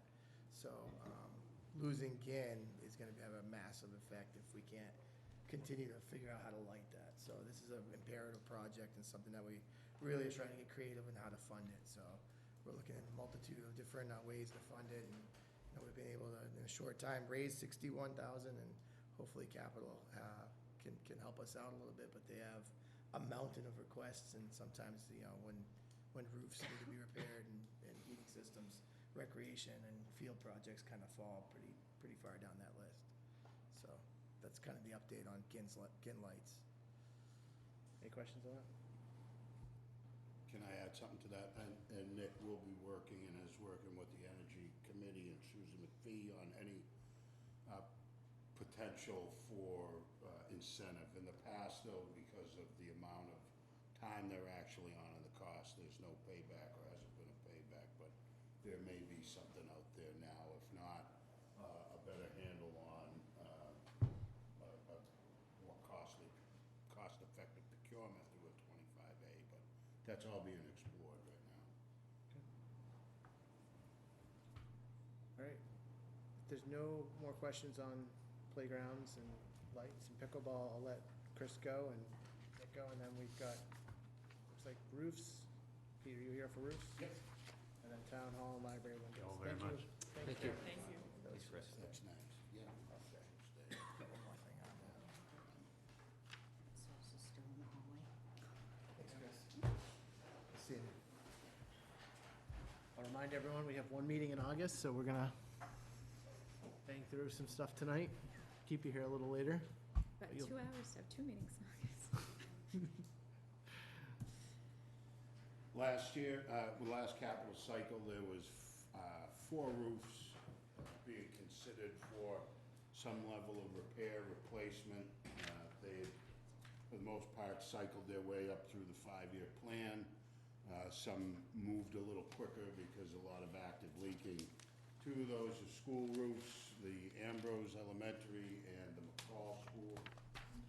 And then the 2 on the municipal side was the library and the town hall, mostly for the slate and flashing. We've had that was put together as a 4-roof study to investigate where we're at with them, what the potential cost would be, and to get some sort of a condition analysis about what we should or could do and when we need to do it. So looking at that report and taking their recommendations, we sat together as a team and extrapolated some numbers. We decided with the Ambrose School to put forward for some immediate repairs that are recommended for it to extend the life for 5 to 7 to possibly 10 years and reevaluate. And then later on in the 5-year plan, we put in a number for the eventual total replacement of that roof. And those numbers are not escalated in the out years, so Yeah, right. that's it. They That's a day were value. only The escalated for 3.6 12 million months. is a FY '24 number, not a FY '31 number. So, Pete, if I'm reading this correctly, for FY '25, you're projecting that you're gonna need about $1.25 million in roof repair money?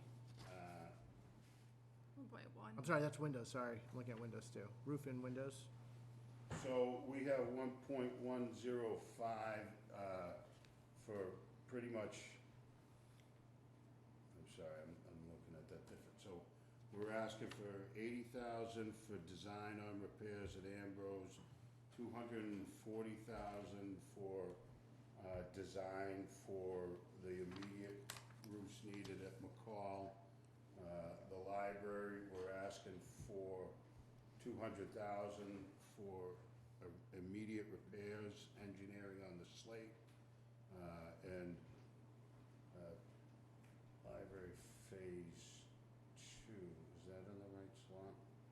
Yeah, that's the full replacement. Oh, down yeah, the the road. design for the full replacement needed on the main roof, the original 1930s graduated slate roof, 330,000 for canopies or roof structures over the backside of the building. We have a lot of water issues back there, and we have subterranean staircases and what we call moats where HVAC ventilation comes out. And those are just dry wells back there, and there's a lot of water issue over there that floods that. We just dealt with it this weekend, so those are high priority to me, and that's the 330,000 and 60,000 for design for the repair of the slate here at Town Hall, meeting the 1.1. Yep. And then the FY '26 is 6,594,000. Yeah, so I'm just adding up both the windows and the roofs numbers. So we're looking at 1.25 for both this year, and then you're looking at over almost $8 million in FY '26. And what we do not have on this, the select board had also initiated a design study on Mystic windows. Yeah. And that's 610,000 to, that's for final design and construction itself, so. Okay. And that's half of the building, that's the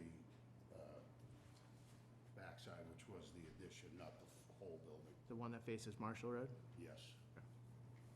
And the timing of the roof repairs for the items that are listed in FY '26 are based on the results of the analysis done by the consultant in terms of the useful life left on that structure. Yeah, so I assume by looking at this, we're saying that McCall Phase 1, those areas of that roof are in desperate need of repair.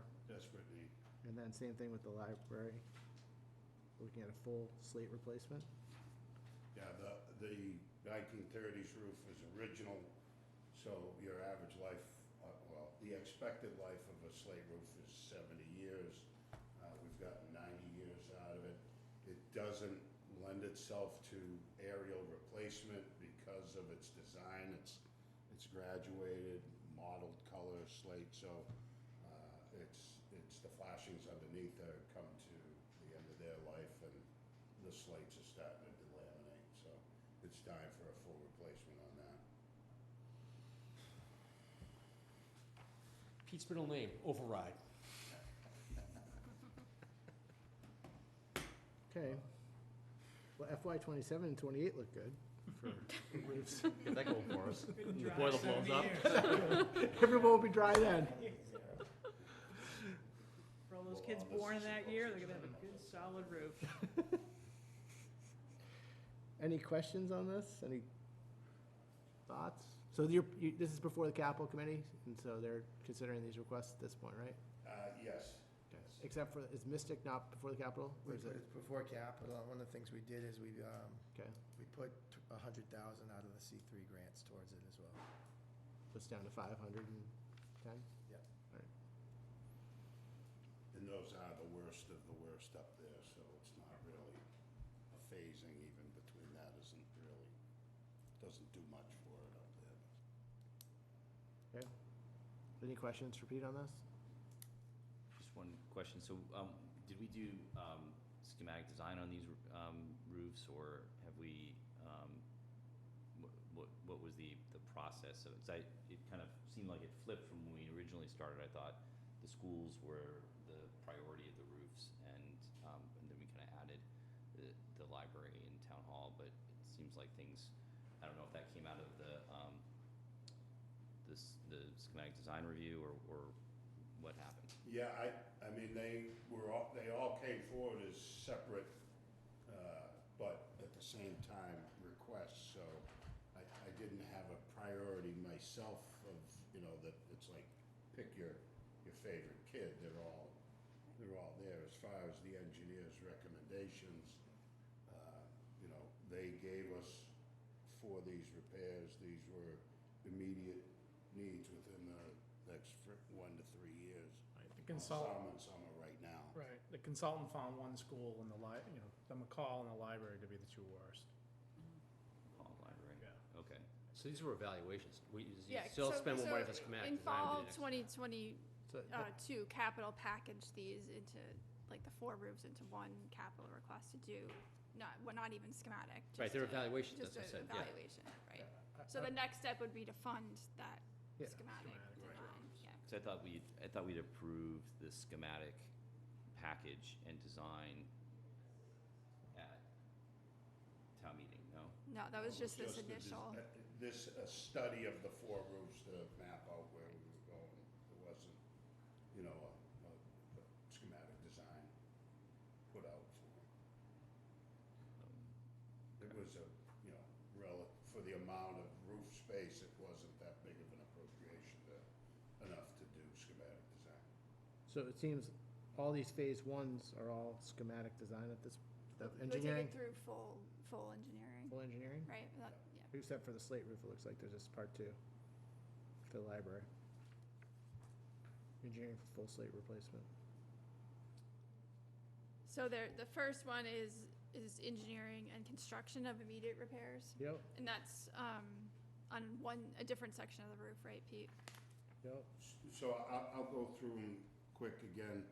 The Ambrose is pretty much a full roof design for repairs of all areas. Out in 29 then is the 300,000 for a replacement. So 25 is 80,000 for construction documents and final estimation, and the 800,000 following year is that for that repair work. Yep. McCall Middle School, the 240,000 is designed for in construction documents for the worst needed repairs at McCall with a $3 million price tag. Later on in 29, it's $360,000 in design to take care of some of the roofs that will only be getting some repair to them, and to replace the rest of the roofs that are not done and will be of time then. The library, the $200,000 is to design. It's And construct. Some immediate It's repairs. for Yeah. immediate repairs and to design or investigate more of the cost for the replacement roof of the main old structure. Okay. And a few other components, more investigation of the flat roof up there that seems to be wet. But, so the immediate repairs are in a different section of roof than the full replacement. Right. Correct. So the immediate repairs are needed to kind of tide us over. Right, right. There are some immediate repairs in the old roof right now, but nothing remarkable. And then Town Hall is straight up go, right, it's similar to what we've done in the past, over in like 1987's remodel, they did a section of replacement. Okay. For repairs. We did it back in '06 again, and now about 20 years later, we're gonna take another area that needs to be taken care of. Rather than full replacement, we're just keeping up with the maintenance of the slate. Any questions? All right. Thank you, Pete. Thank you, guys. Thanks, Bob. Thank you very much. Thanks for staying late. Thanks for staying late. Thank you. All right. Eversource. Sorry to keep them waiting.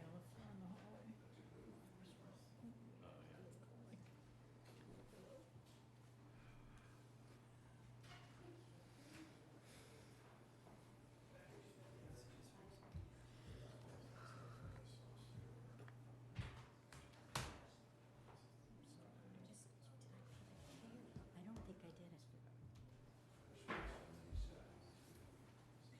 Come on up, guys. Sorry to keep you waiting.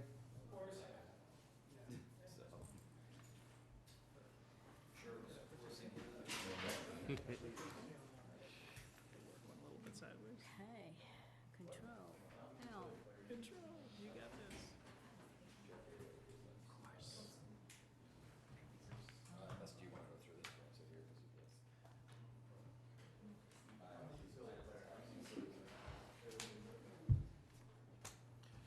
All right, so we're here to talk about the 345 line project on Cross Street and Washington Street. How's the drilling going?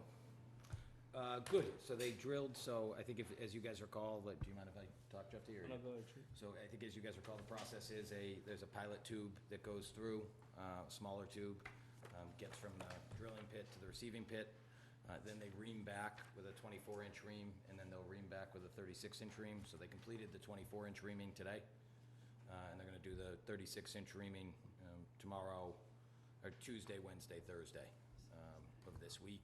And then that allows us to pull the pipe out Friday and pull it through the drilled hole and the reamed hole on Saturday. ideally. So that would be the first pipe in the ground and done. First pipe, is there another pipe, or is it There's two 24-inch pipes that go in, Okay. yes, there is. So that's the first. And then if you recall, in those 24-inch pipes, it's two 8-inch, a 2-inch, and a 4-inch. So we'll have to bundle those together once the 24 inches are out, but we'll be able to take all the drilling equipment off. So after we complete Saturday, we'll start drilling for the second 24-inch. Again, pilot tube, 24-inch ream, 36-inch ream, probably take about 2 weeks. And then we'd pull the second pipe through, and then we just have to pull the carrier pipes through those larger 24-inch pipes. So ideally, again, knock on wood, but we would be out by roughly September 1st. Okay. So.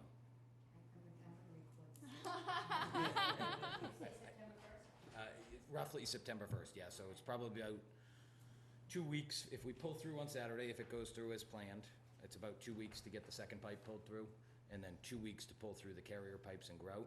After the second pipe's pulled through, though, our impact will be far less, because the drilling equipment would go away. That the following week would demobilize the frac tanks, all those things. It's just, we'd still be having a presence on the road.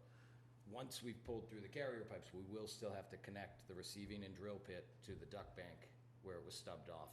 So there'll still be just an excavator and a triaxle truck doing normal excavation to connect those into the fall.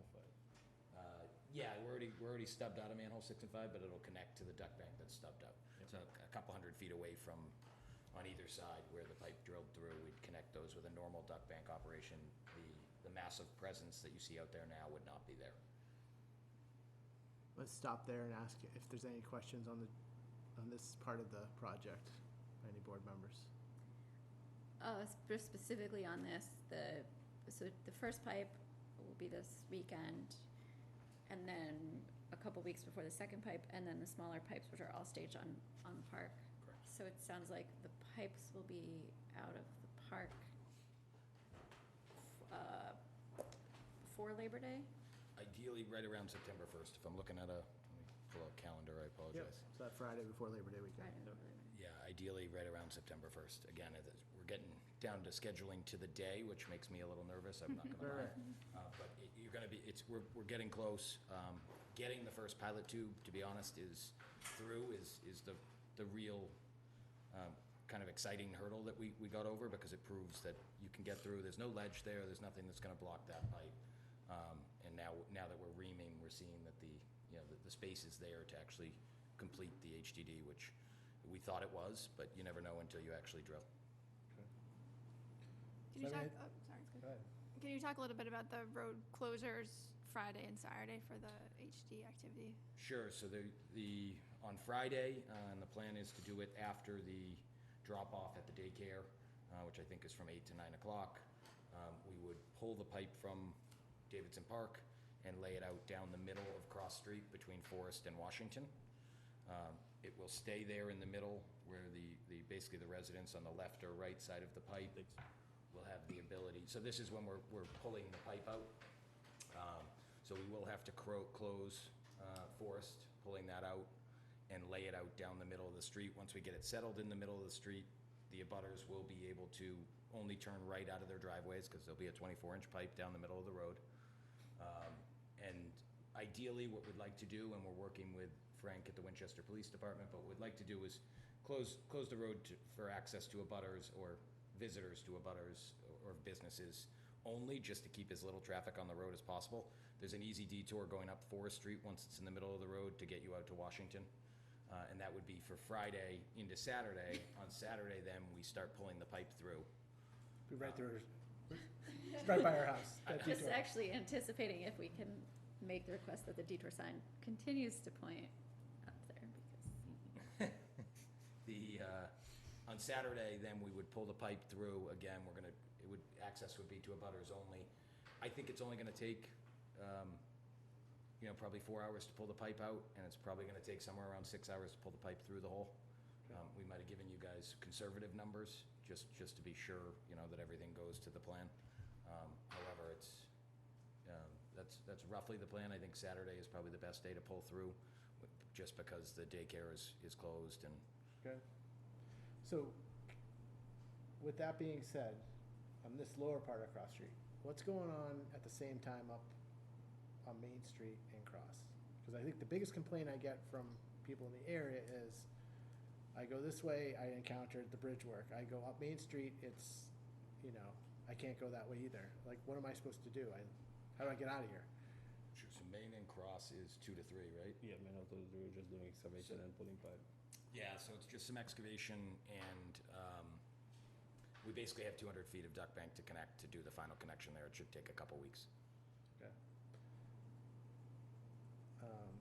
And then we have some work from Cleveland to Manhole 3, which is, I think, by Green Rubber there. Yes. Where it's about 550 feet of excavation. We've excavated 200 feet, 100 foot of duct is in. We have about 350 feet left to excavate, and we're trying to close up as we go and put the water line back into place. And the only reason we're in this predicament is because, and thanks to the DPW director, we've been making headways, but we have to replace a culvert in that area. And in order for us to replace the culvert, we have to reline the sewer, the sewer pipe. So that all meshes together. We have to get an 8M permit, but we still don't have the 8M permit, but the DPW director and Paul Ganji, they came together and said, okay, all right, we're gonna give you a permit to go from manhole 3 to Main. That will facilitate, you know, for you to start this work in the meantime while we wait for this 8M permit from the MWRE. So that's why it took us some time before we start that section. Okay. I think other than those sections, the only section that hasn't been started is River Street to Highland View. That area is, I think, about 600 feet of section that, again, we've got a lot of activity on Cross Street right now, so we're kind of pushing that down until we can open up some other areas across street so that we're not impacting everyone too much. Okay. Do you think you'll be able to finish that work this fall? That would be the goal, yeah. That's what I'm under a lot of orders to do from my Eversource. It's the goal is to get, as soon as we can finish up one of these areas, we're gonna swing right over there, and I'll work with Bob to make sure we get it done in the most efficient and least impactful manner. Just the other thing that we've heard about is just safe access to, you know, I know it's a construction site, I get it, but there's crosswalks in the area. People do walk. There's, you know, as you know, there's all those activities down there, so bike riding and stuff like that. So if we can just be mindful of that, making sure there's just safe, you know, accessible areas to get by this stuff. So I know we made some adjustments up at the drilling pit. I know Matt, from, I think, your department, had some more comments. I suggested that him, my superintendent, my safety director, get out there together and let's take a look at it and see what we can do to improve and make sure we make it safe. I totally agree with you. Anything else? In the Main and Cross area, it sounds like to date it's been unpredictable which side of the road is needed, but I don't know if there's a way that there can be, if it's open, it's consistent day to day one way or the other, because it sounds like some of the challenges from folks who are down in this area is that it's just, and there's obviously construction on, I don't even need to get them not confused, there's construction on lake and there's construction on pond. And, you know, so when you're trying to plan to kind of get out of here and not knowing if you can go out from Cross Street or maybe if you can come back that way or need to go around, so if there's anything that can just be consistent over the course of a couple days. I saw you on Friday.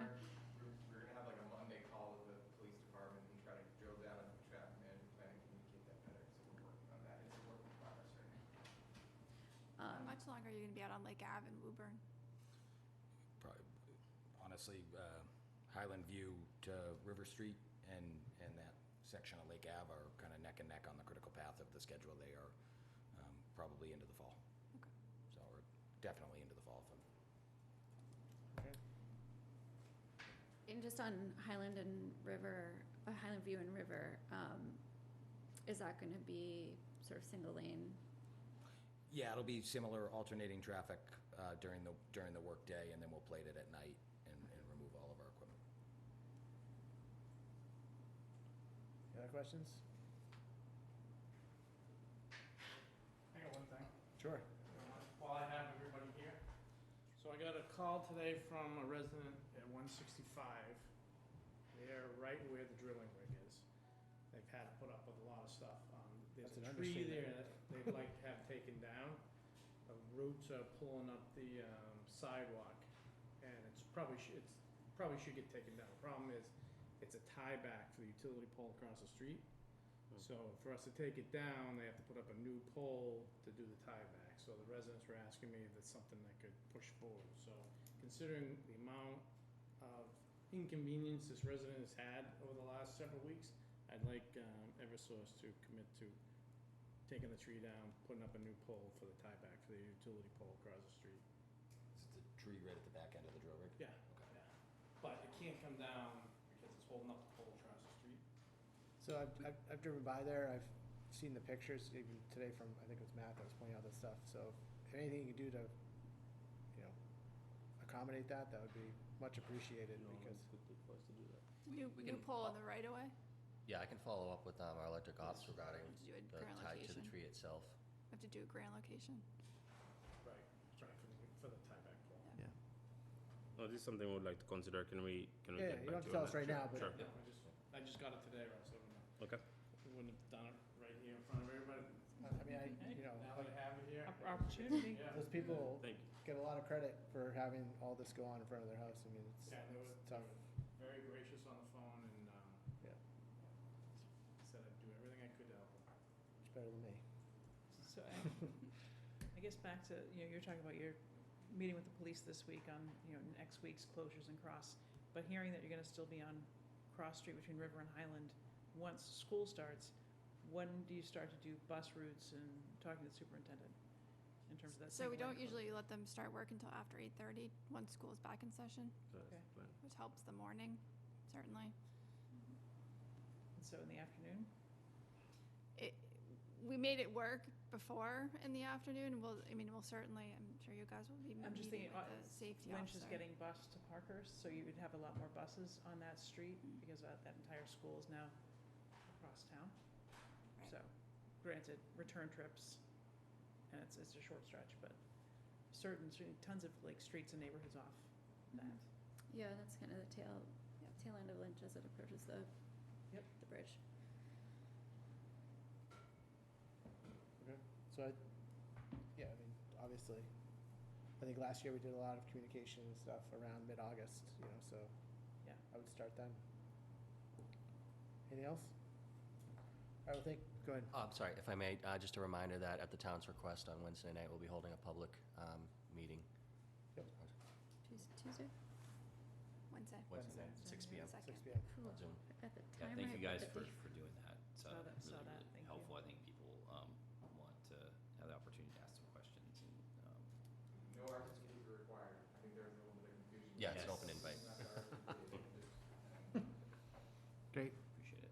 All right, well, thank you all. Thank you again for Thanks sticking around. staying late. Appreciate it. Appreciate it. Thank you. Thank you. Thank you. We just have hopefully 3 quick more items, and then Beth's got some appointments, so Sure. let's just bang out these 3 items, Beth. So Morocco Culvert Flood Mitigation Project. So there's a form in your packet, a full packet in your packet, actually. In March of 2021, the voters approved a debt exclusion override for the last flood mitigation project, which includes improvements to the culvert behind Morocco School. The project is expected to be ready to bid in early 2024 and construction to begin later next summer. Depending on the permitting timelines, that's, I think, best case scenario at this point, so could potentially go later.